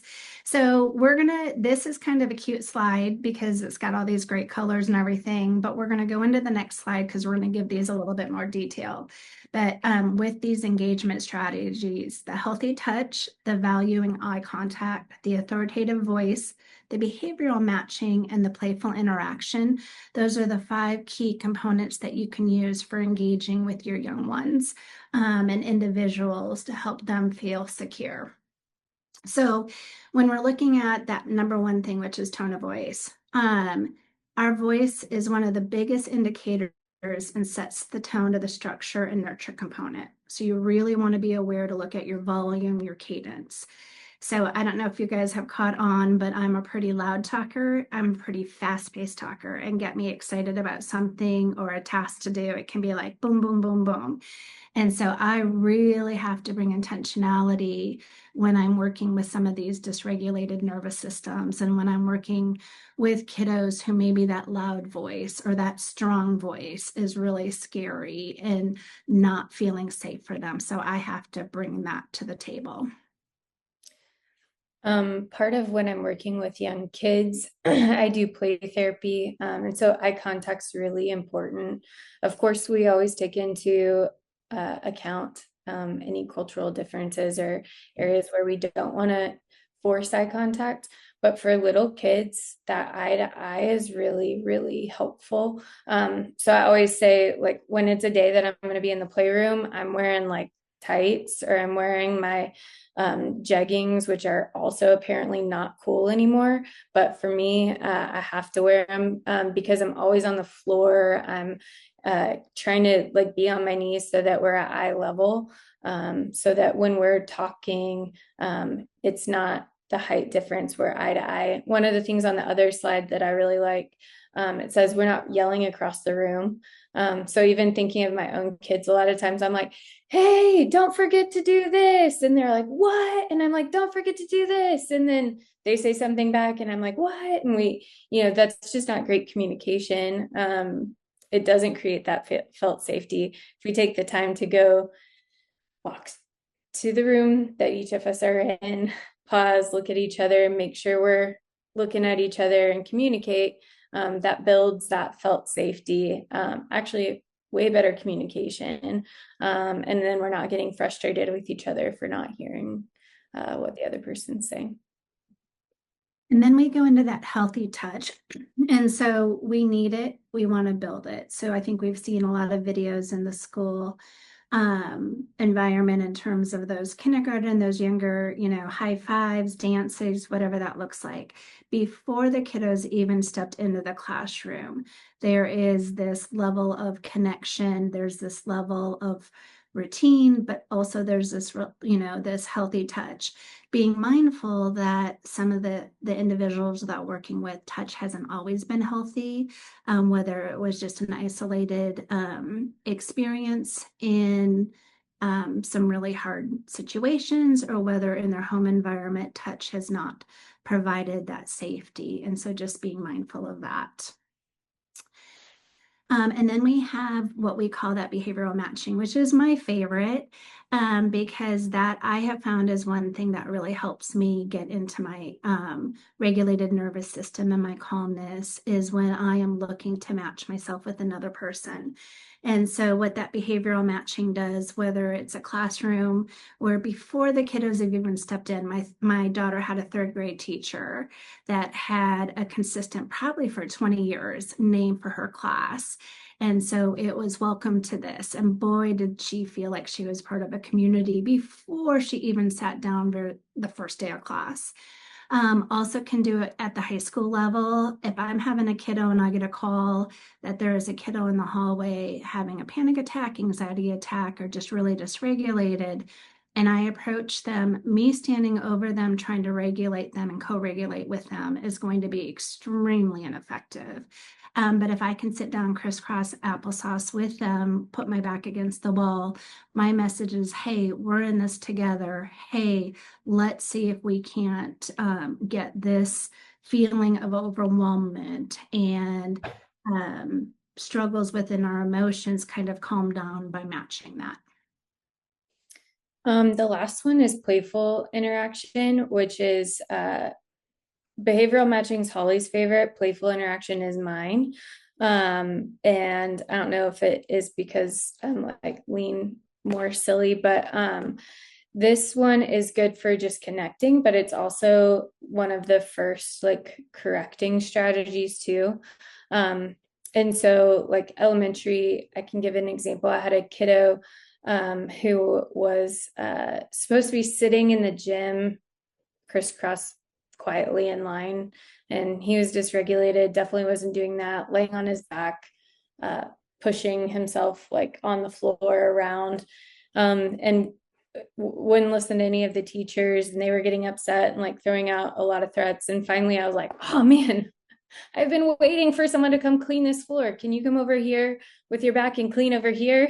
And we just started making it a game, and all of a sudden like he was getting some playful engagement, kind of turned into fun, and then I could kind of get him re-regulated, and we kind of got out of that moment and got to have communication about it and go sit. But I think it's a really great way to engage with kids and even teens, especially if you have that connection piece. Like I think there's a lot of kind, like sarcastic, playful interaction that you can have with them, that's really connecting.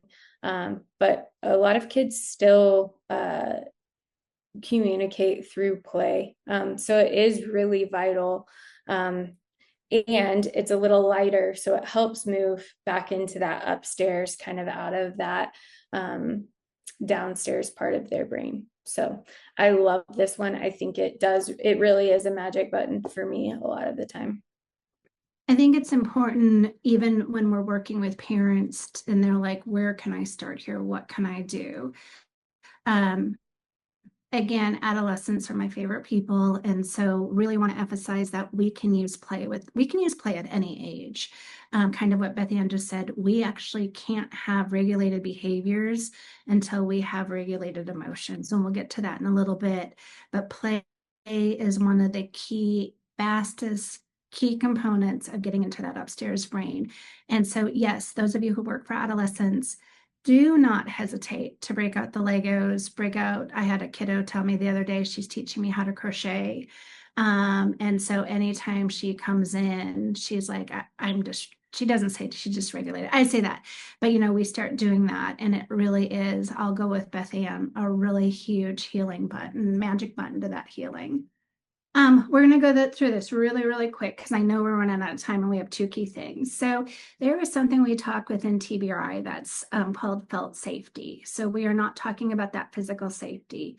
We are talking about what it is within ourselves that allows ourselves to feel safe, feel connected, feel vulnerable, and feel authentic and be able to be vulnerable.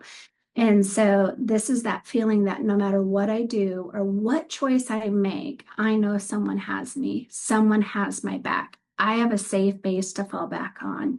You are okay with me. And so we have to have that before we can even regulate ourselves. And a lot of times our kiddos who are coming in with that disrupted attachment, they don't have felt safety. Remember, the world has been very scary and inconsistent.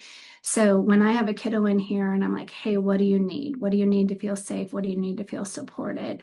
They literally look at me and they're like, lady, I have no clue. I don't even know what that feels like.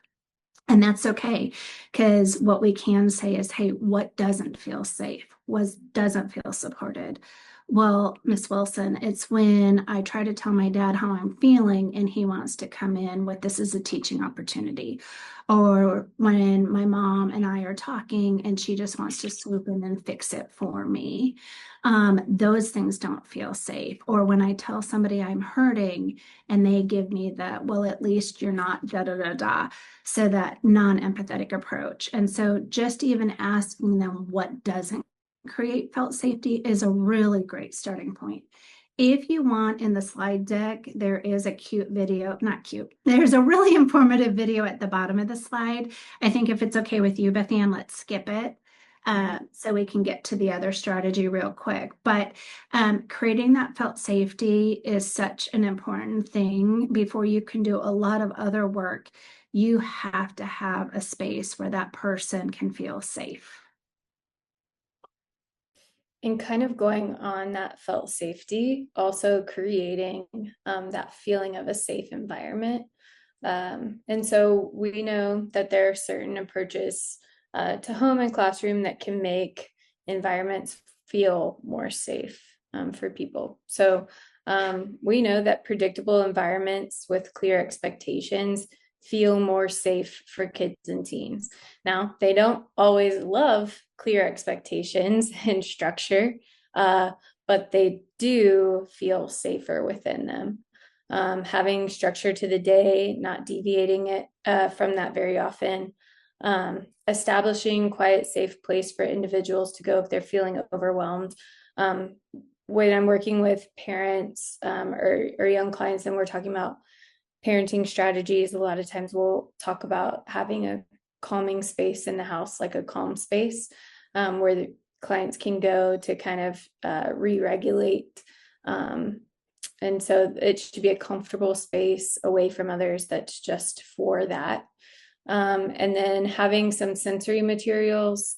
This can be like fidgets, different types of pillows or different types of fabrics, different textures, Play-Doh, maybe paper, markers, things to write with or craft with or draw externalized feelings with.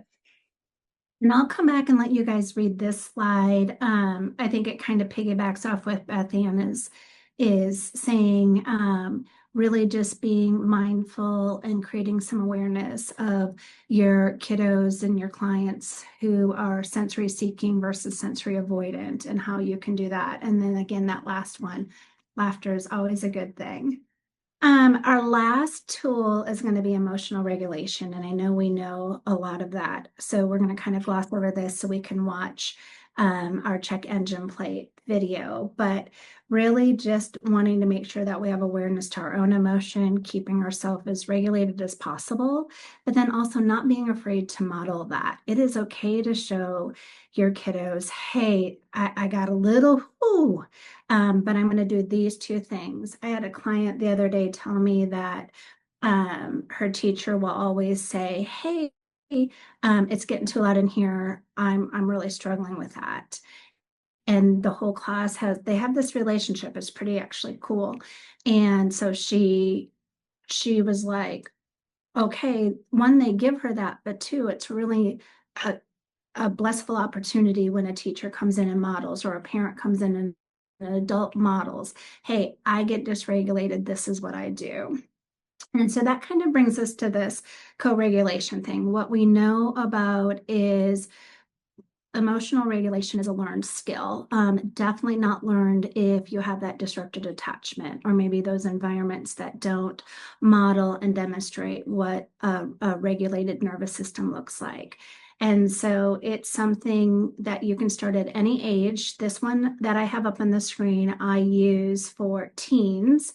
And then this one down below is the old fashioned, what they call a check engine plate. We used to have to kind of make these by hand, but now I love technology. So it also kind of lends for anybody, those that follow like the DBT modality. It brings in kind of that SUDS and hey, where are you at and what do you need to help bring it down? So if we have time, Mandy, can I share this video real quick? I think it's like a 3-minute video. Yeah, no, I think we should have time. Go ahead. Okay, perfect. So she does a really good job of kind of sharing it from an elementary lens, but then also how she uses it in the home environment. And what I find is if I'm working with kiddos in my counseling office, or I have teachers who are using it, like it's really a great thing to also share with your parents at home so they can help reinforce that, but then model that. And hey, we all need to learn some emotional regulation skills. So I love this.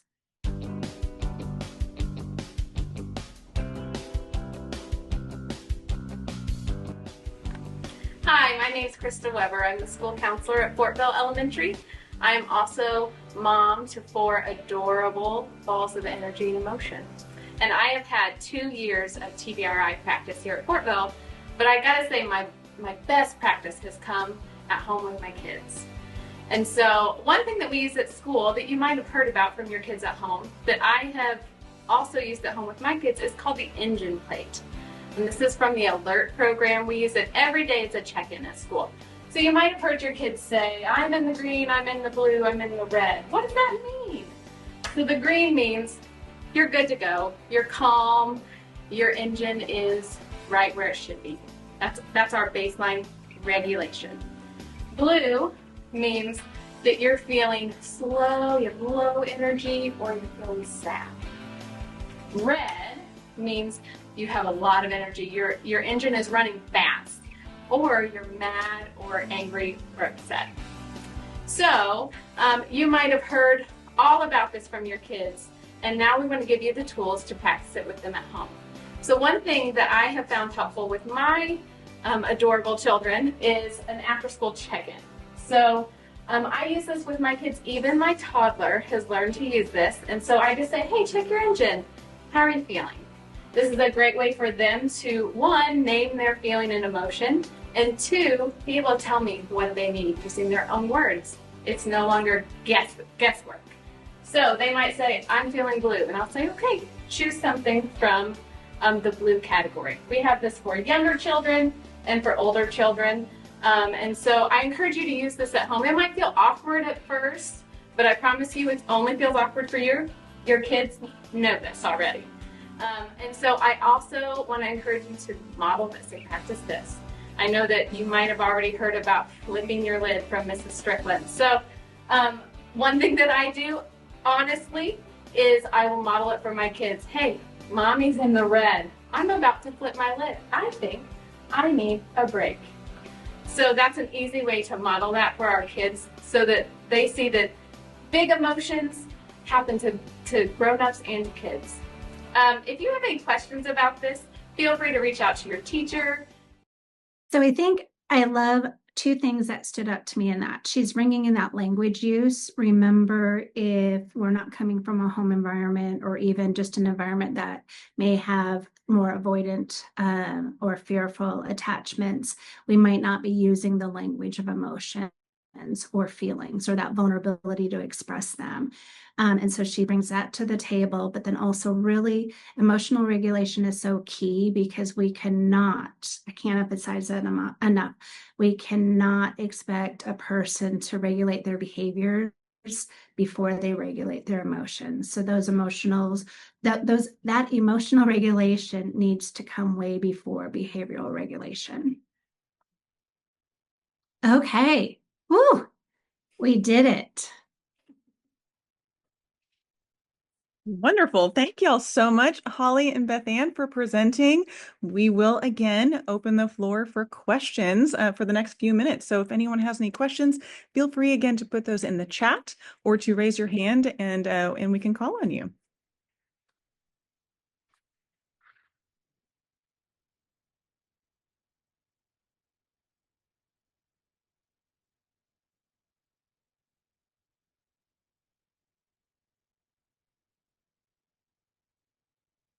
I think there was a question in the chat about asking if they know where to find the downloadable engine tool that you just shared.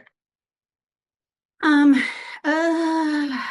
can look for it. I have not created. Please help me on that. I have downloaded that one that I use for the adolescent. we can look and see TBRI themselves have a lot of resources. And so even if you go to the TCU webpage and go with that TBRI, it may be there. But we can also look and get that out to you guys as well.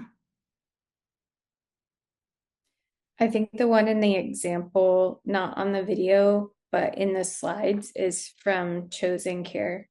Chosen, www.chosen.care, and it's in the little, like the little link is next to the picture. Perfect. Thanks, Bethan.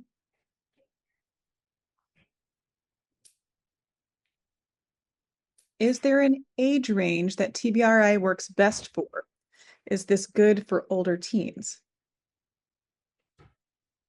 I'll jump in.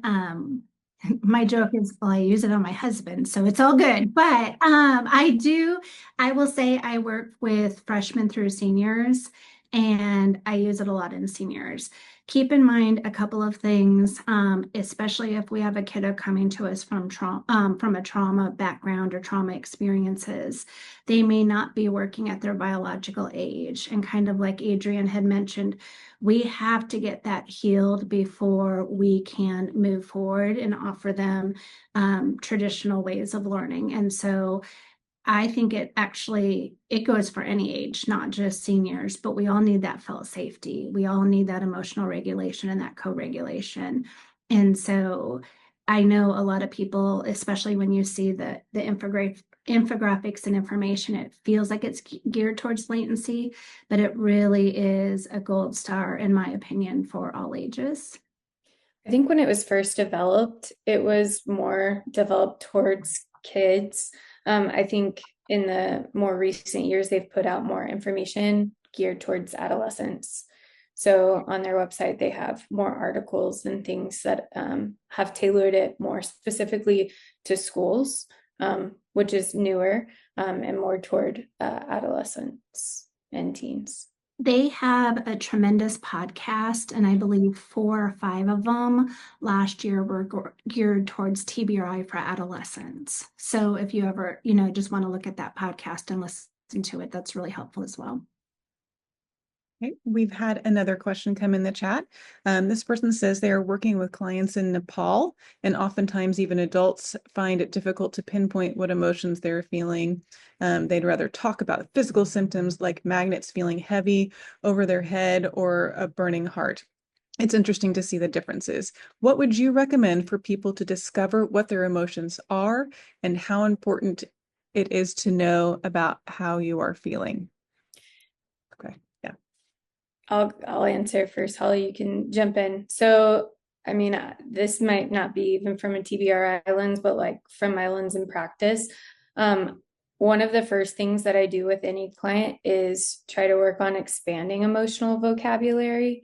And part of that is integrating where we feel our emotions in our body and those physical symptoms. And sometimes people are more in tune to feeling those than the emotion. And so we kind of go with which one is first and then expand. So I think that even if they can kind of go through their body and like be able to body map where they're feeling physical symptoms, then we can start talking about what emotion that could be. And then kind of work on expanding that emotional vocabulary. But I don't think that a lot of people are in tune, even in multiple countries, with what a large emotional vocabulary is. And I think a lot of times we overlap. I might be feeling sad, but I'm presenting angry. And a lot of times kids and adults don't recognize, like, well, I'm actually sad, but I'm feeling angry.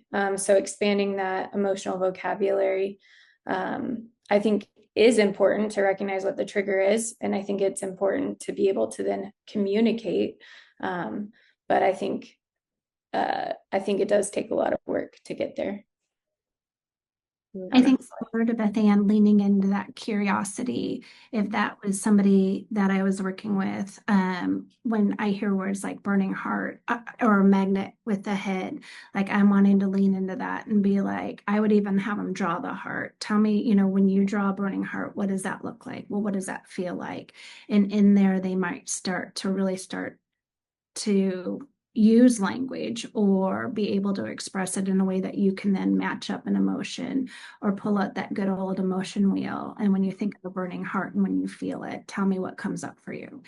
And so, just like Beth Ann said, bringing in that language education is so important. One final question has come in. Any resources for working with children virtually? I only work in person because I find working with children virtually very challenging. I know people do it very successfully. Personally, I find that challenging, so I don't have really great answer for that. It depends on maybe even the platform that you're using. You can bring a lot of those TBRI components into it. And so if I'm working with a client, and again, they're adolescent, and I'm on an EHR platform, they have a whiteboard, there's games, there's ways that you can interact and kind of bring out that information, or show some of this information. But I think it just is really taking and being mindful of what can we do to create an interaction and interactive process in that learning. Absolutely. And I do see folks are sharing resources in the chat. So feel free, everybody, to pop things in there, I suppose, and we can Oh, share them there. But there's been several engines shared, and then another piece of virtual Sandtray has just been shared as well. So yeah, someone's saying we offer it virtually and do it successfully. So I think that lots of pieces that we could. I think people do it very well. I personally struggle. I have already offered my struggles technology wise today. So, all right. I don't see any other questions at this point. But yes, folks are asking for more resources in the chat. So, all right, everybody, add your resources there. But Holly and Beth Ann, thank you so much again for your time. We appreciate your presentation today. Thank you, y'all. Thank you. We are going to take a very quick 2-minute break. We will reconvene at 11:15 with our final presentation of the day. So we will see you back here at 11:15. Hello again, amazing folks. Welcome back from your very quick break. It is my honor to introduce our last speaker for the day, Meredith Delarocco. I hope I said that right, Meredith. Okay, Meredith Delarocco, who will be providing an overview of attachment-based family therapy. Meredith Delarocco, LCSW, is the National Director of the ABFT training program at Newport Healthcare. She facilitates ABFT introductory and advanced trainings and clinical group supervision to clinicians nationally. She has also presented ABFT through numerous webinars and training events. She recently published an article in the Family Process Journal on bolstering family therapy, assimilating EMDR into ABFT in youth residential treatment.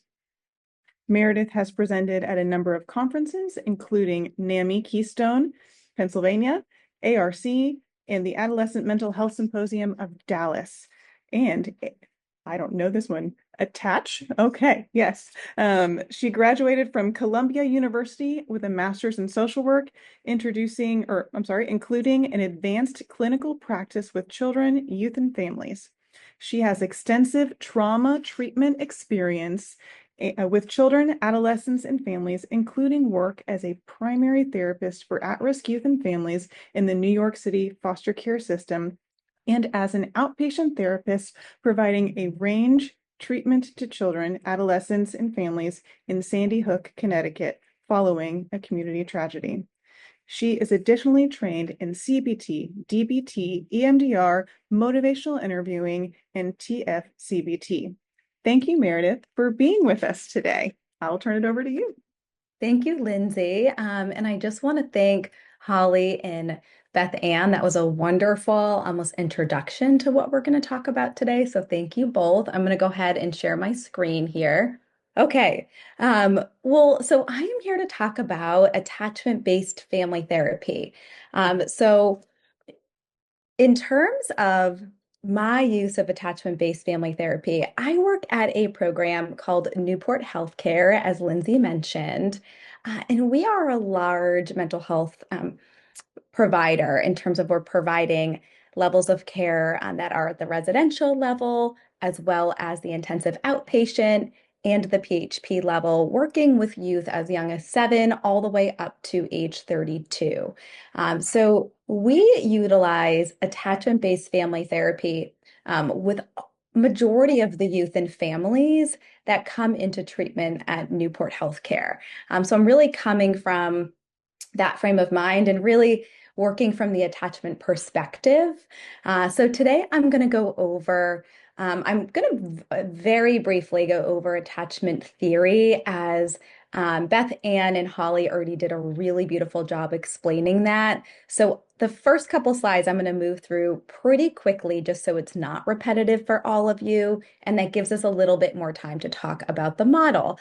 As next, I'll be talking about attachment-based family therapy and really taking a deep dive into that model.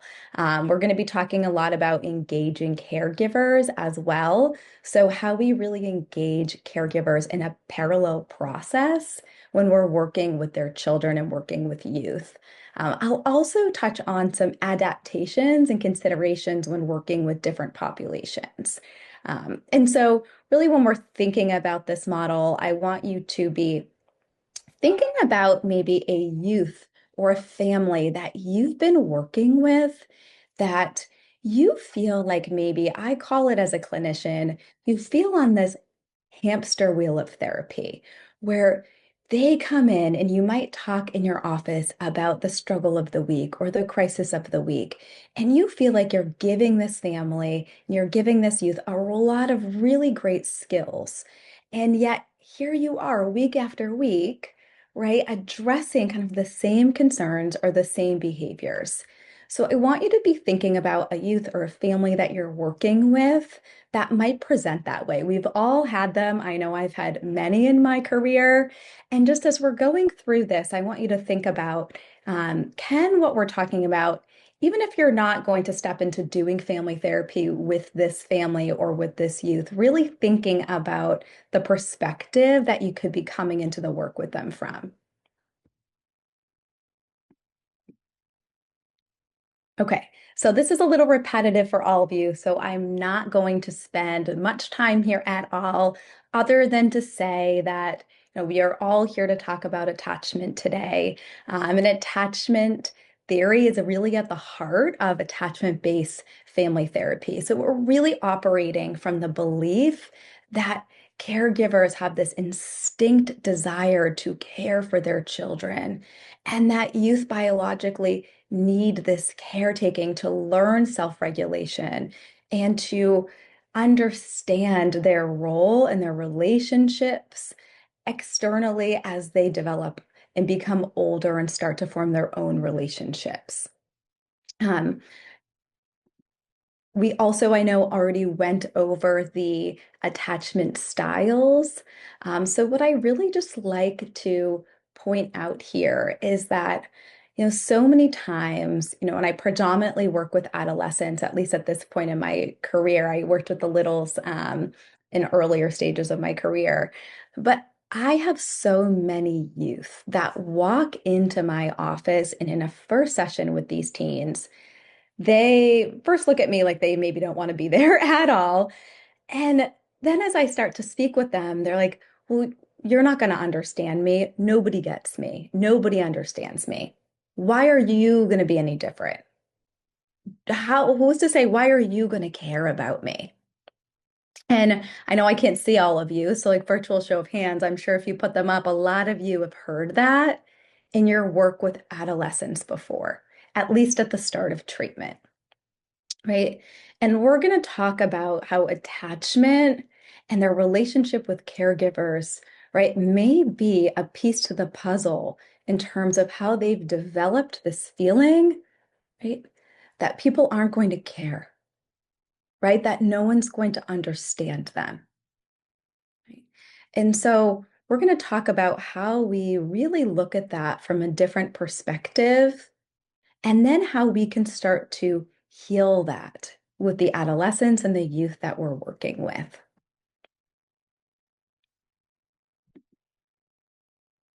And so we think about, how did we get here? How did we get to the place where this youth might be struggling with an insecure attachment, where they're feeling like they're unlovable or not good enough, or people don't care, right? And there's a whole host of reasons in terms of how we can get there. And I just want to reference the adverse childhood experiences scale here. And that references a lot of the different experiences that we can go through in life that may lead to that insecure attachment. Right, first we think of the big ones, which are neglect or abandonment or abuse of any kind, right? I also like to point out that the loss of a caregiver, right, is another significant trauma that a youth can go through. Or having a caregiver that's struggling with a debilitating illness, right? That's another experience that might be impacting that youth's secure attachment with their caregiver, right? Depending on what the circumstances might look like and what their support network might look like, right? And then we think about parental stress. So many of the caregivers that I've worked with have not had the resources that they need, right, to manage their own experiences in life, as well as their own mental health needs, potentially, their own resources. So, these are other things that can impact a youth, potentially having a caregiver that is struggling with addiction, or when there's violence in the home. Right? Or when there is discrimination and racism and poverty, a lack of resources. And the one that we don't, I feel like, always talk about, but it's so present in a lot of the families that we're working with, is those family dynamics, which you're going to hear me talk a lot about today, right? Where there might be kind of high levels of conflict in a family, where the family, every time they sit down to have dinner together, maybe they're having dinner every night, but every night it becomes a blow up, right? Dad gets up, throws the plate, mom gets upset, the kids are yelling, right? And it's a moment of chaos, and that's ongoing potentially. And then there might be a lack of moments of real emotional connection, right? Or oftentimes I might be working with a family where there are high levels of structure and then a lack of warmth and nurturance and connection, when we really need that balance. We need the structure, kids need structure, teenagers need structure, yet we also need the warmth and the emotional connection. Right. Then we also think about child temperament and how that might be impacting how that caregiver is engaging with their child, especially if they don't have resources to help support them to engage with their child in the way that their specific child might need.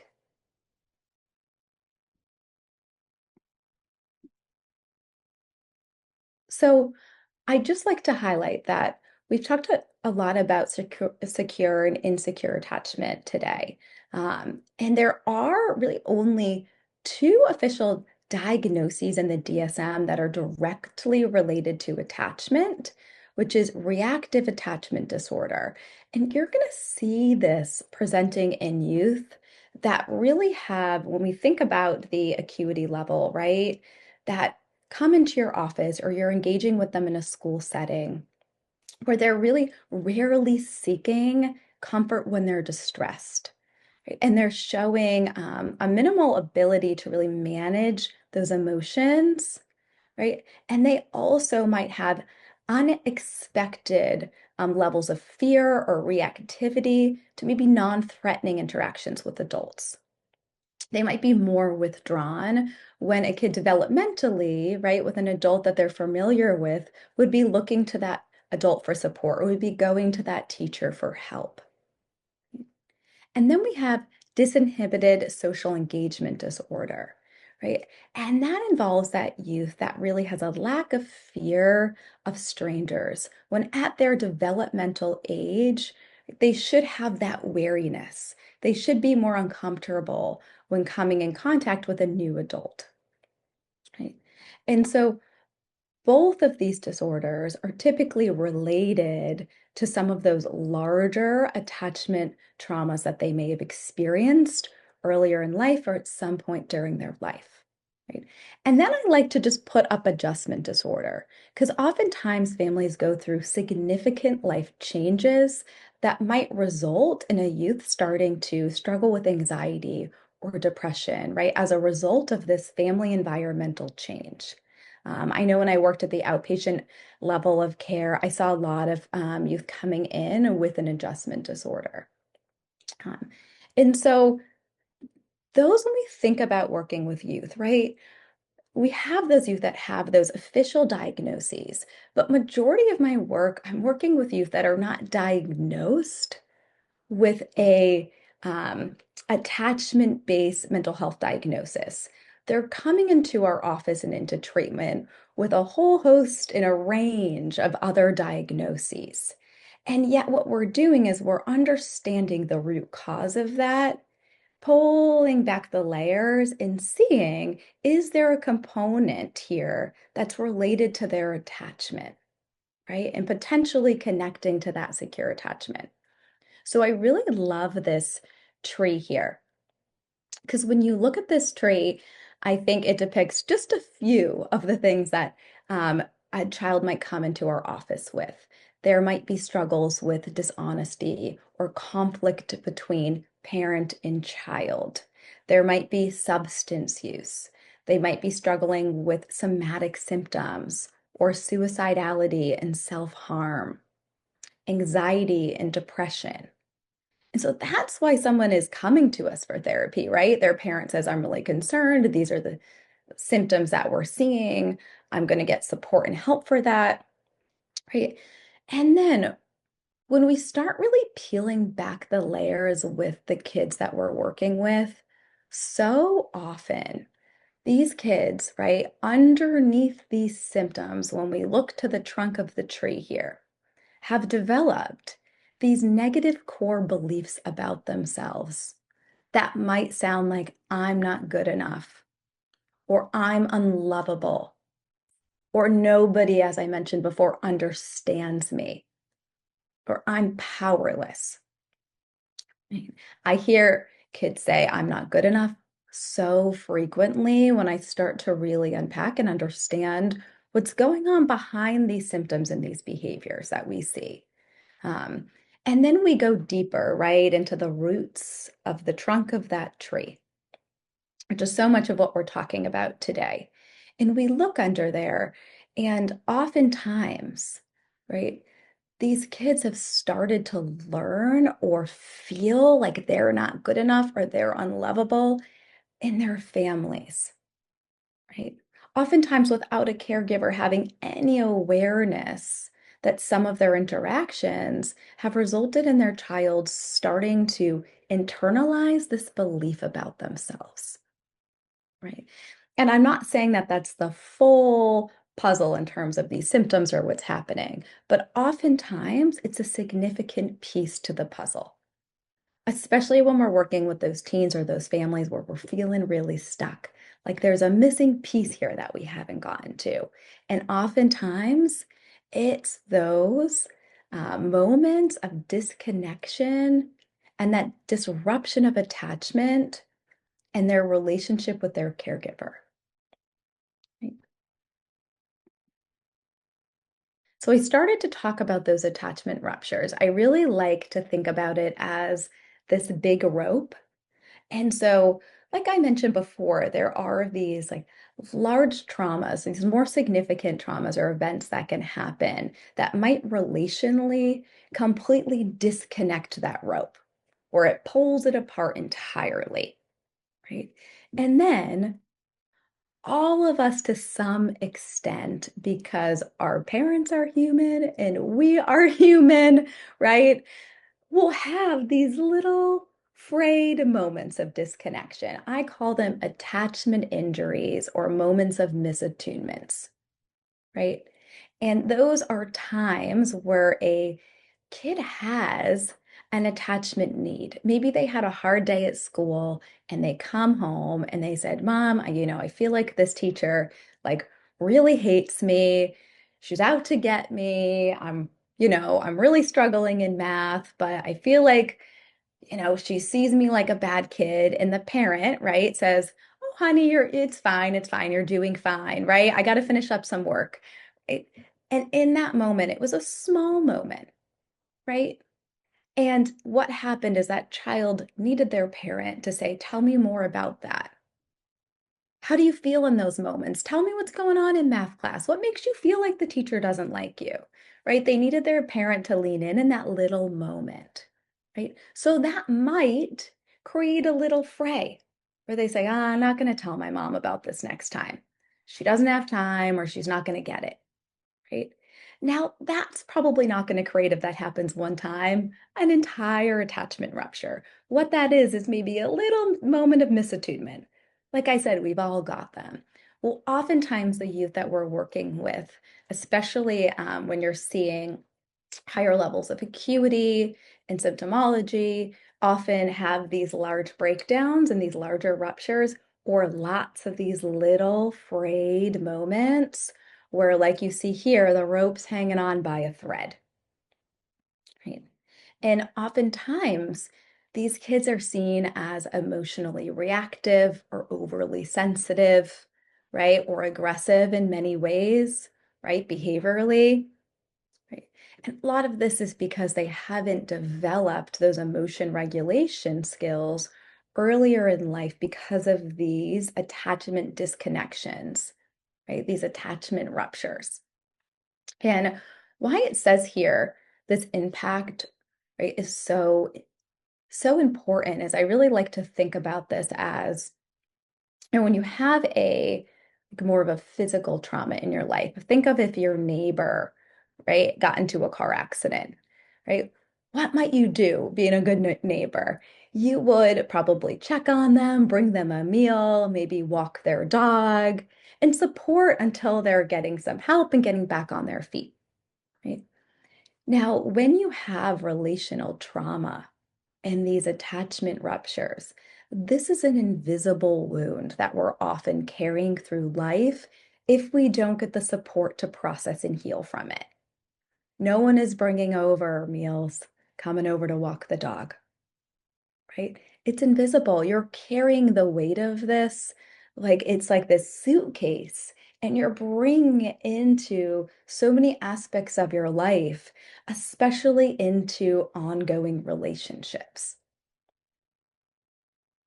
Right. So now I'm going to talk about, we know that this is happening. We know that a lot of the youth that we're working with might be struggling with some of this. So now I'm going to give you, right, stepping into a little bit of what do we do about this? I know as therapists and teachers, we love to problem solve. So we're going to go into one model of treatment that you can utilize to really work with youth and work with caregivers to start to repair and start to heal, because repair is possible. That's why we do this work. So I'm going to go over specifically, like I mentioned at the start, attachment-based family therapy. So attachment-based family therapy really is rooted in attachment theory, yet you're also going to notice as I'm talking about the model, aspects that come from structural family therapy, contextual family therapy, multidimensional family therapy. And I really feel like there's a strong component of emotionally focused therapy. So if anyone is trained in EFT, I think you're going to feel right at home in this model. I just like to mention the founders of the model, in particular, Dr. Diamond and Dr. Levy were who trained me and who I work with really closely still in terms of research and ongoing training and support. So they're still really actively involved in this model and doing a lot of really great ongoing work with it. And so when we think about ABFT, I'm going to go over the model and the details of the model and the different components of it and really break it down for you. But when we're looking at it holistically, what is really, I think, helpful about the model is it provides a real framework to guide clinicians to get to these deeper core moments of wounds and pains um, in a relatively fast-paced manner. So we utilize this even at our short-term residential programs where we might only be working with a family for 30 to 45 days. I always say ABFT helps us like get in there to get out, to get in there to create some really good healing and then build the foundation for the family to continue to do this work. Um, and what's nice is it provides a lot of flexibility in there for you to be who you are as a clinician when you do this work and really tailor it to the unique individual needs of that family. So there's a pathway, yet there's flexibility in there. And what you'll notice really in this model that might feel different from other models is that we really take a step back from behaviors and we're really focused on emotions and the overall relationships in the family. Here, we're really looking at the family as the solution versus the kid being the problem that we have to fix. This is a whole family journey here. We're engaging everybody in this therapy and hoping that in doing so, we're creating a mechanism for change for all family members so that we really can shake up the family system here and have lasting change by really building an opportunity for a repair in these relationships and in this attachment between the kid and their parent.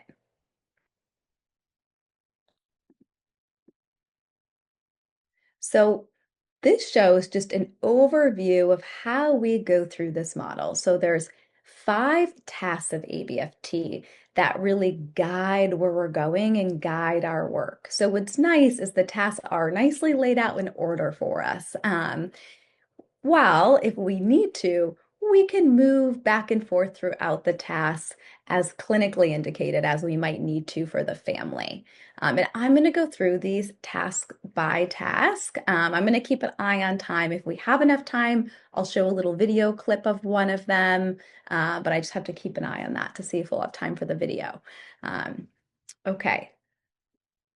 So, when we step into family therapy, I like to mention that this is really when we're thinking about task one as our first family therapy session. This is following any initial intake that you might do where you're really meeting with a parent of a kid and allowing them to talk about their concerns. You probably at this point have created an assessment or a biopsychosocial perhaps, and you've really allowed this parent to talk about their concerns about their child so that they know you're aware of them and that you also have that understanding. You're going to see in a minute why I feel like that's so important to do first. So, really, this is your first family therapy session when you have the parent and the kid in the room with you. And from the start here, you're going to see that we're immediately shifting very quickly from the symptoms of the kid to the relationship in the family. I find for this one, I'll go back to the slide in a moment, but I really like the visual for task one. Um, so at the start of treatment, I really think it's important to explore the strengths that the parent sees in their child. So we're starting off therapy with really this positive enactment moment where myself as a therapist is asking the parent, can you share some strengths that you see in your child? And I feel like that's so incredibly important because oftentimes these kids have just been told because they've been in crisis, right? There may have been power struggles. They've just been told what they need to do different, right? It might have been some time since they heard their parent say, I think you are smart and kind and creative, right? And we start child focused where we don't ask that kid to say strengths of their parent because we're really trying to reestablish from the start the caregiver child hierarchy, where the caregiver is meeting the emotional attachment needs of their child. And we as therapists may share some strengths that we see in that parent. Mom, I see how dedicated you are to your child. I see how greatly you care. And then we very briefly move to explore their mental health concerns. And what's different here than what other sessions might do in a first family session is we're not doing this in the nature of building an assessment. What we're trying to do here is to peel back the layers of what brought this kid to treatment and bring out the pain in the room so the family can sit with just how extremely devastating this has been for all of them and how much underneath these layers their child has been in a lot of pain. Right? I think of a youth that I was working with that came in with some conflict with his mom. He was 17 years old, as well as struggling with depression and as well as some binge eating. So we briefly talked about some of those symptoms. And then I, as a therapist, am saying, gosh, can you really take me through when this started for you? Right. And as he talked more, right, I could see the mom's eyes opening as she realized he had been struggling with this since 12 years old when he experienced some bullying in school where he felt like he didn't fit. Right. And so then we ask, I call it the golden question in this first task one of when you started to feel this way, when you experienced that bullying for the first time, did you go to your mom? Did you tell her? So often I find kids say no, right? And that is a hard moment for that parent to sit with that and to hear that. And it's sometimes like an aha moment from the first session and leaning in, gosh, so here you are feeling alone, feeling like you don't fit in at school, right? And you didn't turn to mom. That feels incredibly lonely. Right? And if the kid has awareness, we might be able to explore what gets in the way of them going to their mom. If not, we're going to tackle that in some future sessions, right? And then it's important that we circle back and we really talk about just the impact of that. So here you are, you're alone. You don't go to your mom, you're keeping it inside, right? Until it builds up so big, it's spilling out of you, right? And these moments of anger towards mom, right? Or when you feel so horrible, you turn to food because you know, right, in the moment that helps you feel better, right? And then we know, mom, you get really worried and frustrated and might react in that moment, right? And then he's feeling alone and like he messed up again. And we talk about this because we want to point out how deeply we can see this parent cares for their child, and also just how important it would be for this kid to be able to go to their parents in moments of hardship. And when we lay that out there, we say, right? And for everyone, right? I'm wondering what it might feel like to start to be able to have these conversations. Right? And we hope to end this first session with everybody agreeing to really focus the work on their relationships. So then we actually split up the kid and their parent. And we call this task 2 and task 3. We tend to do them, at least in shorter term programs, we tend to do them at the same time so we can get the work done quick. In more outpatient levels, you could spend 1 week here in task 2 and then another week in task 3 with the caregivers. But really the goal here is to build a rapport with this kid, right? Doing so much of what Beth Ann and Holly were already talking about, right? The part that is a little bit unique to ABFT is we really want to be building their attachment narrative in their story, right? So in that first session, that youth may have said, right, I've gone to my parent before and it didn't go well, or I don't go to my parent. We're going to, after we build rapport, right, start to deepen around that. You talk to me about that. Can you share more about what it's felt like when you've tried to go to your parent? Right. Can you share more about a time or a moment when you felt this disconnection with your parent? And what we're doing with this attachment narrative is we're really trying to help this youth tell their story and share how we got to the place. I'm thinking of the young man I just gave an example of, right? Where he felt so incredibly filled with shame. So filled with shame that he was barely going to school, that he was isolating in the basement, that he was only really interacting with people online. Right? And where he was not going to his parents for support. And he had some positive moments with mom, but a lot of the moments were filled with conflict. So, how did we get here? Right? Tell me about the first time that you felt, right? This disconnection with mom, or a time when it felt really, really hard, one of maybe the hardest times you felt. And so here's a visual to kind of break this process down here.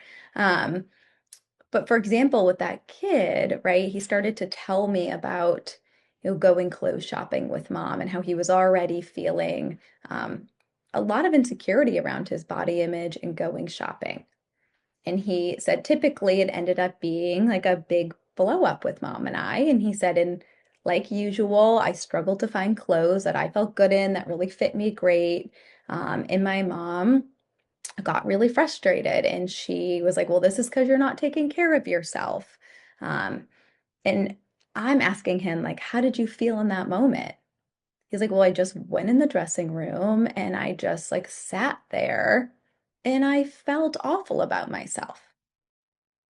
Right? Did you talk to mom about it? It's like, no, what happened was I got in the car, I was silent, we got home. She asked me to do one chore and I screamed at her and punched a hole in the wall. Right? And so mom had no idea that there was this disconnect or what was happening or what was going on for her kid underneath this, right? And what I'm trying to do here is help him tell this story to me as the therapist first, right? And for this kid, the attachment theme that was coming through was he often felt not good enough. And helping him connect to that and connect to kind of how this was then spilling over and getting in the way of him accomplishing his own goals for himself, right? He was close to applying for colleges, and this was really getting in the way. Um, and then the ultimate goal that we're working towards here is preparing our kids to tell this to their parents, which is pretty scary, I know, right? Thinking of doing this as a teenager or as a young adult or even like a pre-adolescent kid. That what we really try and do is be a secure base for this kid and help them really see that like this can be a really empowering moment for them if they use a lot of the skills that they're learning, right? Skills from different coping skills around expressing emotions or DBT. We're going to pull all of those things in to help a kid really express their feelings to their parents and get ready to do it. So this is where it's so funny. When I first started ABFT work, task 3 is the work that we're doing individually with the parents. And this session had me the most nervous. I was like, oh my gosh, I am a parent now. At the time when I started, I was not a parent. I said, how am I going to do this? Right. And now I've just realized it's like the secret sauce. Like, this is where the change really happens. So I'm so passionate about this part of the work. This is where like you're really partnering with the parents, right? Because these caregivers, when they're involved in treatment, they love their child, right? What happens is they're stuck, right? And oftentimes they're stuck because their own wounds are coming up, right? Or they have their own stressors that are getting in the way of them meeting their child's needs in the way that their kid needs them to. So, what we really want to try and do here is activate that caregiving instinct and really help these parents, right, get in touch with the love they have for their child, their desire to care for their child, right? and some of the barriers that are getting in the way for them. And then really prepping them to start this repair work with their kid. And so, I really let parents know I want to be on your team here because I know you have so many valuable resources to offer your child. Yeah, it's probably driving you crazy that your kid is not leaning on you for support, right? Or when you share like thoughts or ideas, right? They're turning it down or they're checking out. Our goal here is to rebuild so that when you offer a suggestion to your child, right, that reparative work has happened so that they're open to hearing it. And for a lot of parents, they're like, this is what I want, right? And I also let them know I'm also going to help you maybe share thoughts in a different way. So we'll also teach some skills too. But what I find is even more important than the skills is when we give these parents an opportunity to talk about their stressors in a really vulnerable way, where I'm really sitting with them and I'm hearing it, their stressors about their child and then extended from their child. And then I'm linking this back to how this might be impacting their parenting or how their child might be perceiving this stress. The second component of this is, and this is my favorite part, is where we're exploring their attachment history. Where are there moments that they didn't feel that they could go to their parent? Was that a consistent pattern? If so, what did that look like? Were there themes of them not feeling good enough or not feeling loved or not feeling safe in their home? Right? And if so, we can really take that, provide a lot of empathy, help this parent have empathy for themselves, and then have this moment where they realize how this might be impacting how they're engaging with their child. This might be part of what's getting in the way for them, right? Also, it might help them have empathy for their child and understand that they might have known what it feels like to have this feeling of not feeling good enough for your parent or not feeling understood back when they were a teenager. And then we're going to give them some skills to really help them get ready to hear their child's attachment narrative, which is going to be like the heart of the work. And that's the start of the repair. So when we move into task 4, this is where we're bringing them back together. So really all of the work that you've done comes together in this moment. And this is where we're facilitating an opportunity for this youth to talk about these attachment ruptures. And we're supporting parents in listening and being curious and validating and using so many of the skills that TBRI also, right, is teaching parents and providers, right? We really want parents to show up in this emotionally safe and secure way where they can create a container for their child to share and to process and for them to be in that with their kid. Right. And what that does is it really allows this opportunity for a parent to almost have this like do-over, or maybe they didn't have the skills or the awareness to respond in the way their child needed them to in the past, but they can do it now. Right. And it helps this kid start to feel, right, this wound start to close, or maybe their parent can understand them, right? Maybe they are lovable. Maybe they are good enough. Because right now, their caregiver sitting in front of them, right? Engaging with them, treating them that way, helping them to feel loved and understood, right? And they're starting to heal and repair from some of these moments of disconnection. It also gives the parents an opportunity, if appropriate, to take accountability and to role model that for their kid.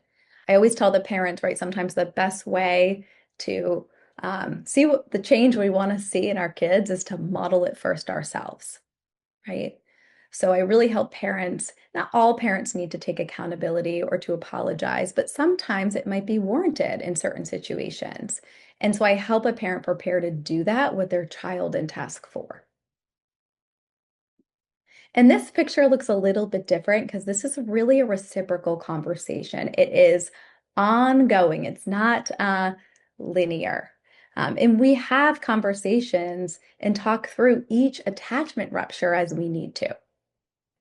And here, once again, it provides another enactment process, right? You heard me use that word when we talked about strengths, where it offered this moment of connection where that child heard their parents say something good about them.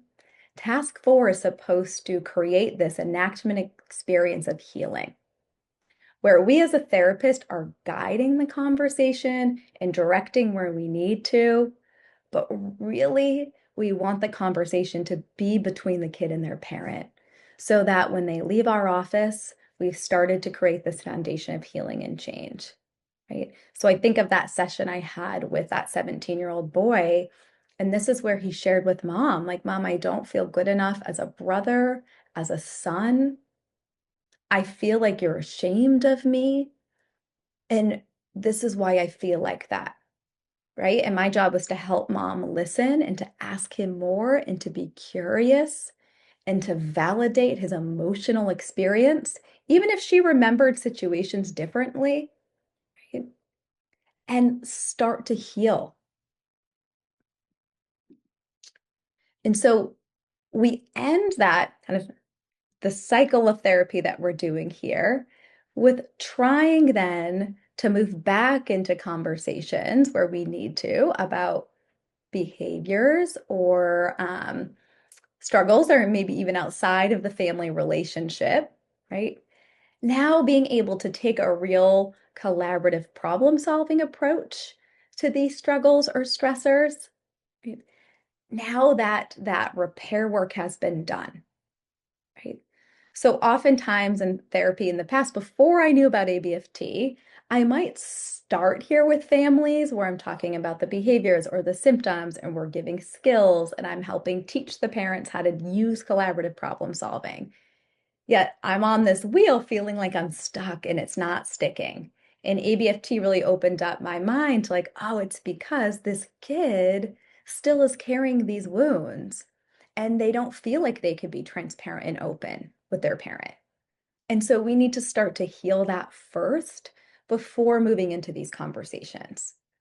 And that enactment process also really, I see for those of you who are a little bit more behavioral, I see it as like really positively reinforcing, where the parents hear their child share their thoughts and feelings in a really vulnerable, appropriate way, even if it's hard, right? It's what they want to see from their kid, not the, I hate you, mom, you're the worst, right? And the slamming of the door. It's like, I feel sad when. And it also is so reinforcing for the kid to see their parents show up differently and to really engage with them in a different way, right? So then when we move here, it allows them to engage in some problem solving, and it allows that parent to take the skills that you taught them, that they practiced, that they saw worked in task 4, into these conversations in task 5. And this is where we're going to bring in, like I said, those other topics. If school is a struggle, we're going to talk about school, but in a way that comes from a place of curiosity and understanding, with the caregiver allowing their child to first speak about their experience. And then the caregiver can share their thoughts and feelings and ask more questions, right? And then we move into coming up with some solutions together. And it might end with the caregiver still having to put in natural consequences or limits and boundaries and structure, right? But first, we've really connected emotionally and explored it, and then done so in a proactive way. So when a consequence happens, it doesn't feel like a, woo, I lost my car for a day because I didn't come home at curfew. I had no idea that would happen, right? It's an awareness of what the decided upon consequence is going to be. And similar to task 4, this is really a reciprocal conversation. It's ongoing. And you might have multiple task 5 sessions because there might be multiple things to talk about with the family, school, or it could be conversations around substance use, friendships. A big one is cell phone use, social media use.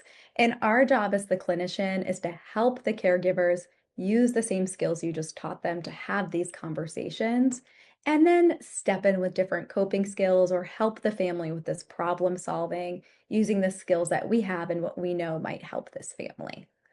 This is also where you're going to do any termination or discharge planning. And so this just has, I'm going to just touch on this for a moment. This is a really good slide to maybe take a picture of. This is where we're just highlighting the goal of each task, the goal in terms of the process of what we're doing in the session, and then the outcome goal, what we hope happens from that session. So this is where, right, not every family presents the same. Right? There are different cultures, there are different family dynamics that we really need to be mindful of and taking into consideration when we do this work. And that's why I said that that framework can be flexible. You might get into a task 4 and say, woo, we weren't quite ready for that, or something's coming up for this parent. We got to go back to a task 3. Right? And I'm going to now hit on just some different settings as well as some different populations and how that might shift how we do this work. And I'll say, I'm looking at time. I probably won't have time for the video, unfortunately. There's so much information to get to.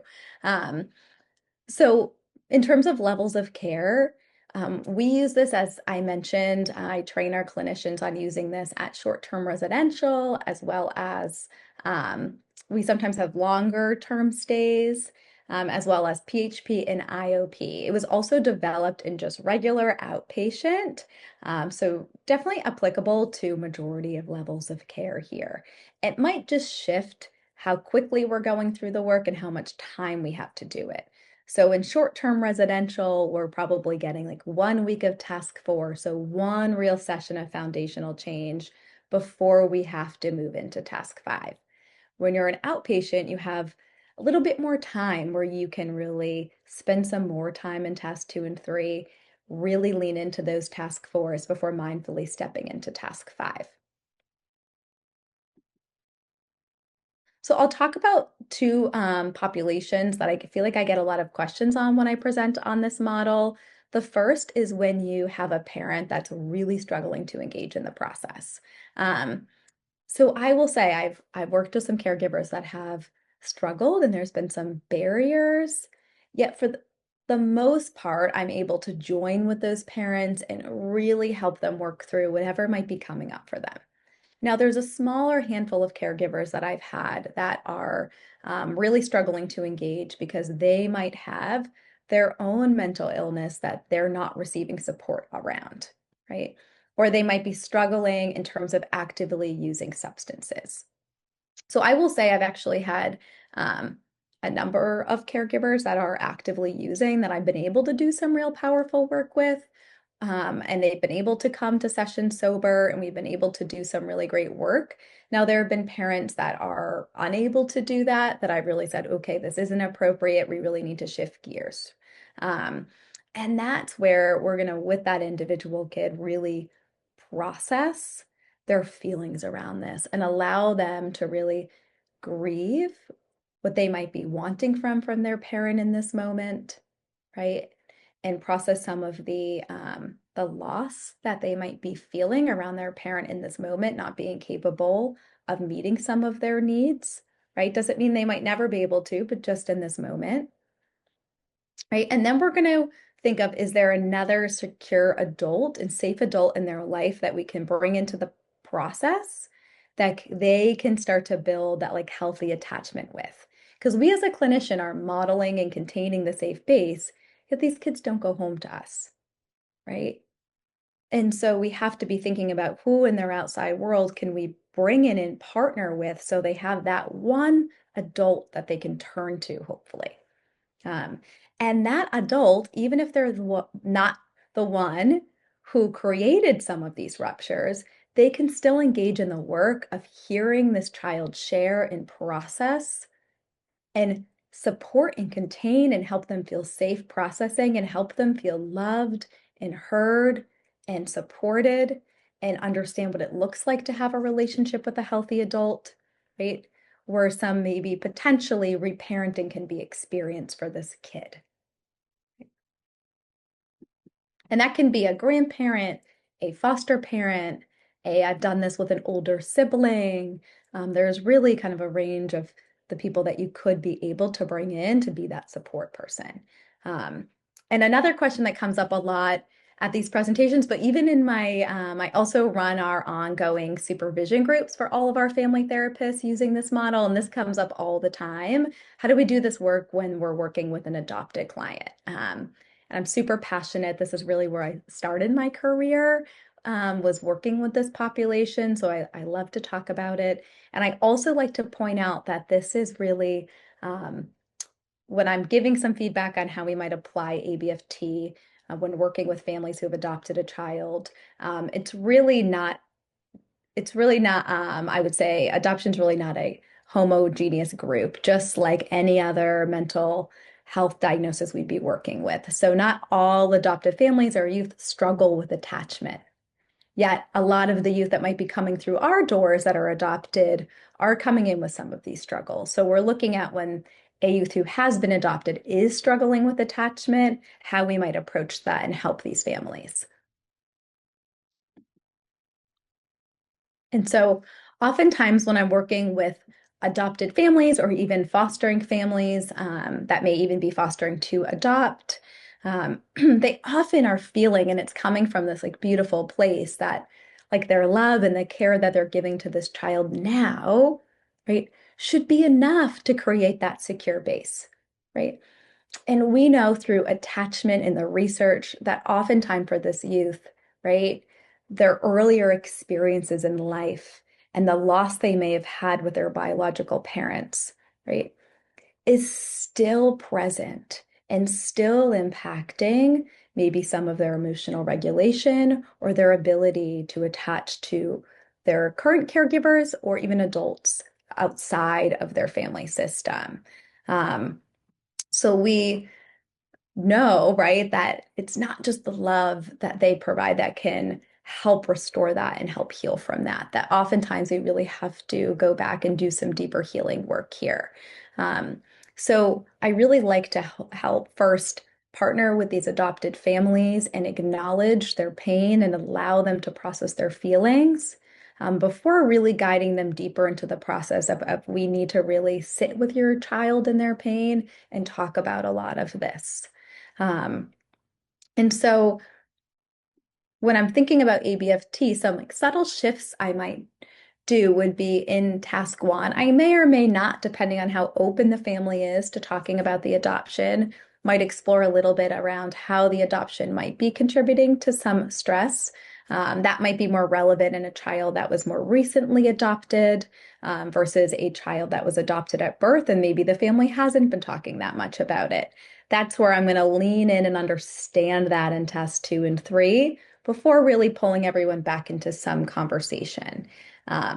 In my test two work with the youth, I'm going to explore their attachment narrative around their relationship with their adoptive parents, just like I would with a child and who's living with their biological parents.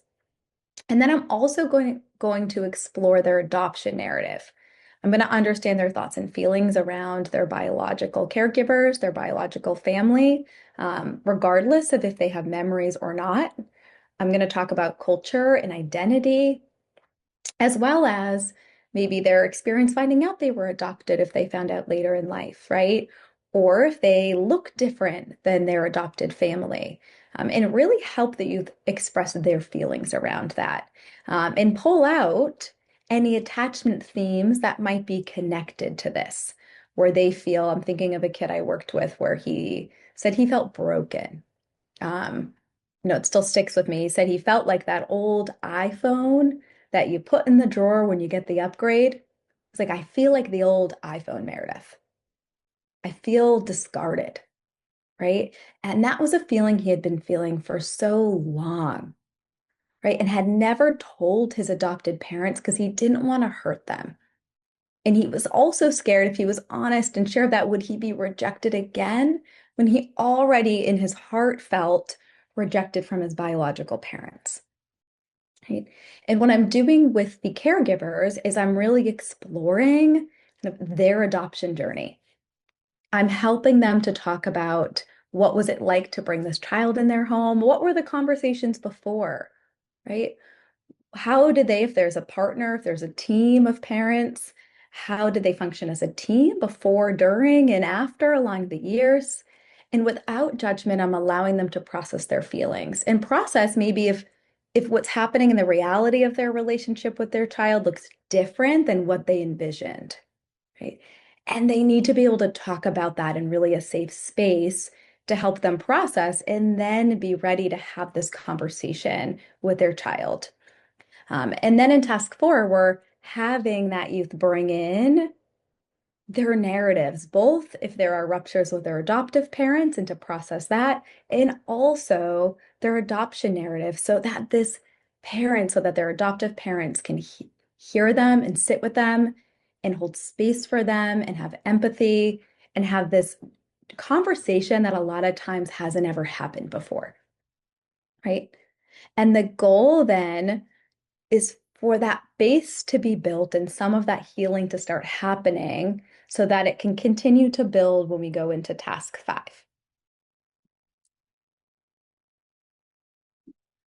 So really, what's the difference here is it's all about relationship building. We really are looking to help children want to have a deeper connection with their caregivers, right? Because we know even those kids that come into our office and say, I'm never telling anything to my parent, I don't care about my parent.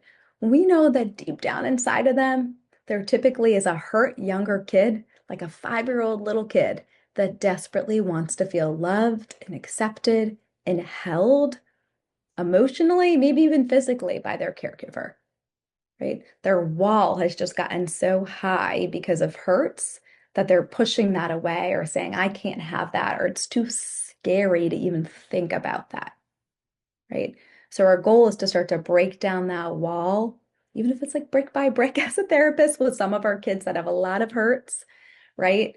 To have them allow either their caregiver or another healthy, stable adult into their life so that they don't feel so alone, so that they learn that maybe adults can be there for them, that the world doesn't have to be a place where you have to go it alone, right? Because we know youth need those caregivers in their life, right, as a protective factor, especially for a risk that are at youth or engaging in risky behaviors, right? We're focusing really on the entire family system here. So we are engaging caregivers. We're making them really process and think and feel in ways that maybe they haven't before so that they can show up vulnerably for their child. Right. And we know that when parents can listen and validate, right, the kids feel this hope that things can change, that things can look different, right? And it might take some time depending on the hurts or how high that brick wall is, right? But it's starting to build that foundation of change and healing for this family. And really, the hope is that it's rewriting that feeling of like how they see themselves in the world. Maybe I don't have to be alone in this world. Maybe I don't have to be in relationships that bring me more pain or that are chaotic because that's all that I knew. Maybe I'm deserving of a healthy relationship where people might love me or see me as not broken, right? I'm thinking of that little boy with the phone, him telling his adopted parents that allowed them to just feel and to sit with him and to say, we had no idea you felt this way. Thank you for telling us. Like, it's horrible and painful to hear that you've been living with this. And now we understand why you hurt yourself sometimes and why us responding the way we do probably made you hurt yourself more, right? It allowed that moment of connection to happen so that the family can start to understand and can heal together, and we can reestablish that caregiver child hierarchy where that caregiver can be that secure base for that kid. Um, so really looking just to strengthen the overall relationships. Okay. And here's just some references. And in terms of if anyone's interested in knowing more about ABFT, I can certainly put ABFT International's website into the chat. That is run by Dr. Levy and Dr. Diamond. I am also happy to put in any resources and put a name of a contact for our mental health program, Newport, as well, too. Thank you, Lindsay. I'll go ahead and stop sharing. Wonderful. Thank you so much, Meredith. We appreciate your presentation and your time. So much good information shared today. We do want to take a minute, of course, to see if anyone has any questions. Please, again, feel free to put those in the chat or raise your hand and we can unmute you. I'm going to try and monitor this. Okay, here we go. What would you suggest when working with parents who are very volatile or reluctant to open up, refuse to, how they might have ruptured bond with their child, even when they say they want to repair the bonds with them? How would you approach a situation like this? Yes. See it all the time. So it's a fantastic question. I find first by leaning into the parents and their stressors and their experiences and how much is on their plate and spending time there first so they feel very seen by me. I might need to spend one whole session just with the parents doing that. I find I get some movement there. I also then really let them know. I usually don't say we're going to explore your child's ruptures with you because that can be pretty off-putting for a parent. I let that parent know we're going to start to understand what's getting in the way of you being able to help your child in the way that you want to, and what's getting in the way for your kid being able to come to you in the way I think they really want to. Um, and when I explore their own attachment history, I find that's where I get a lot of parents that are guarded. Their defenses start to go down because they start to open up around maybe having their own experiences that have led them to this. And it can really help a parent have compassion for themselves and kind of I see those parents that are more reactive as like they have their own hurts and wounds, and it's like this wall of their defenses coming up, and we want to start to partner with them and pull that wall back down for them. We've had a direct message come in asking if you can share the video link that you were going to share. Can you put that in Oh, the chat so everybody can have that? I can't put it in because it's like a saved file that I can Okay. show, but I unfortunately ABFT International has the rights for that. I usually don't have time for it in an hour, but I thought maybe shortening the first part I did, so I apologize. Oh, no worries at all. While we wait to see if any more questions come in, we will put the information for the evaluation to receive CEUs in the chat for folks as well. Please take a minute to visit the link on your screen before you leave today's presentation so you can complete that eval. And please do, if you have any more questions, please feel free to put that in the chat for Meredith. But we will get that link up here in just a second so folks can start completing that evaluation.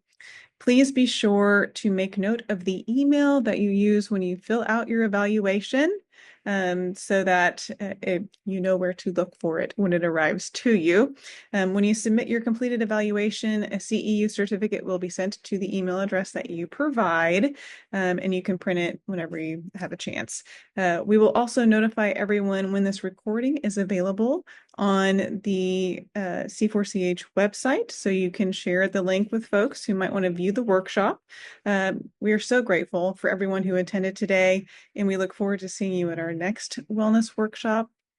We take a lot of time to plan these and are just grateful for your participation and attendance.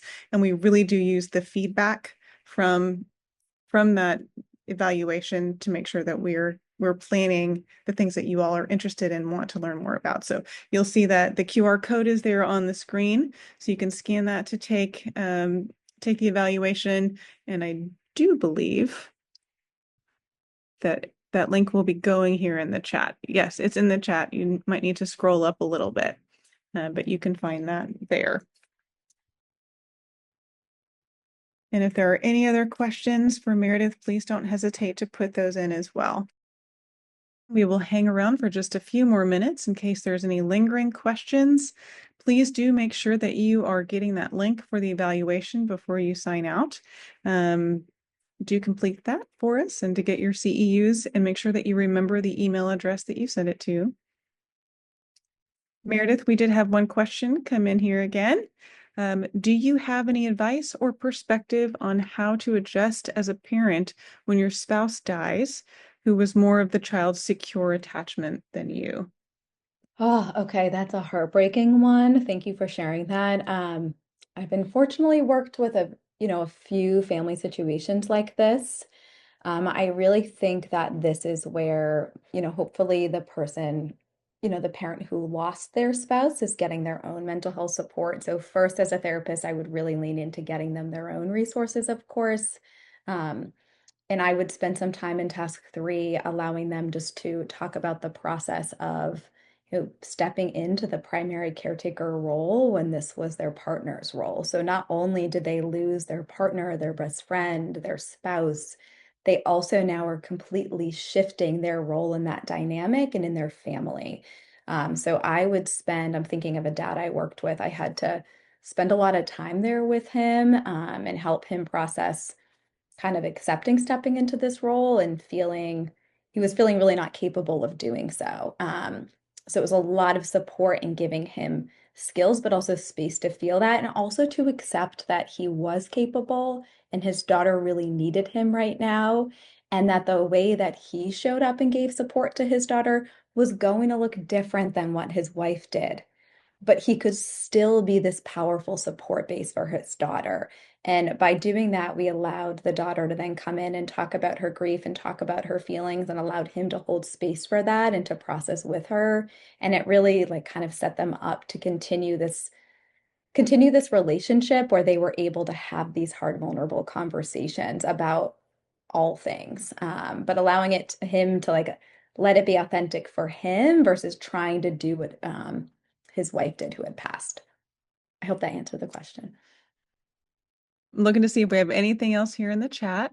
I have not seen any other questions come in, but a lot of great feedback, Meredith, on your presentation. So again, thank you so much. We will again be here for a few more minutes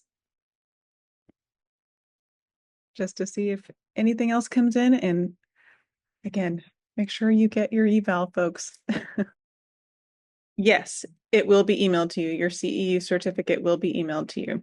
I'm seeing some questions. You want me to hop in and answer those, Lindsay? For it. Yeah. I can't help but wonder how you would approach attachment style with an absent parent. So a lot of that might be that individual task to work in processing with that child if their parent is not present. And then it would be, like I said, really finding a supportive adult that is in their life. Maybe if it's a different parent or another potential caretaker in their life that we could bring in to allow them so that they're not just processing it with us as a therapist, that they're then processing this feeling and these emotions with a supportive adult that's in their life that can continue to be that supportive base for them. So if the parent is not involved at all, that's really how I would start that process. If the parent is involved but like kind of checked out, I'm going to do my best to really get that parent checked in and really start to ignite like just how important it is that they're a part of their child, this process of therapy in their child's life. So if they're there, but emotionally or physically kind of checked out, I'm going to really try and get in there with that parent. If they're totally absent, I'll go the route of like finding another supportive adult. Really. Then there was a second question about how to engage in the process with teens and families with high conflict divorce. Yes, we see this all the time. So this is where the task three work I find is really important. So I'm first going to meet with parents separately because I really want to help them be vulnerable. And if they're in the middle of a high conflict divorce with their partner, they're not going to be vulnerable with me. So I'm going to separate them for that and really understand it and help still them look at like how this conflict is impacting how they're parenting and also starting to think about how this might be impacting their child. Um, and then depending on the conflict level, I might have parents separately have let their child speak about this and have a conversation with their child about this. And then I might bring parents back together to do some basic kind of co-parenting skills building, and even see if they can present as like a united front and having another conversation with their child about this. But when it's really contentious, I usually start off with some separate work with the parents with the hopes of working towards bringing them together. Excellent. A final word of thanks to all of our amazing presenters today, Adrienne, Holly, Beth Ann, Meredith. We're grateful for your time, for sharing your knowledge with us. Again, excellent presentations. I know there was just so much growth and professional development today. So thank you so much. I hope everyone has a fantastic Friday the 13th, and may your technology work for you today. Thanks, everyone. Have a great weekend.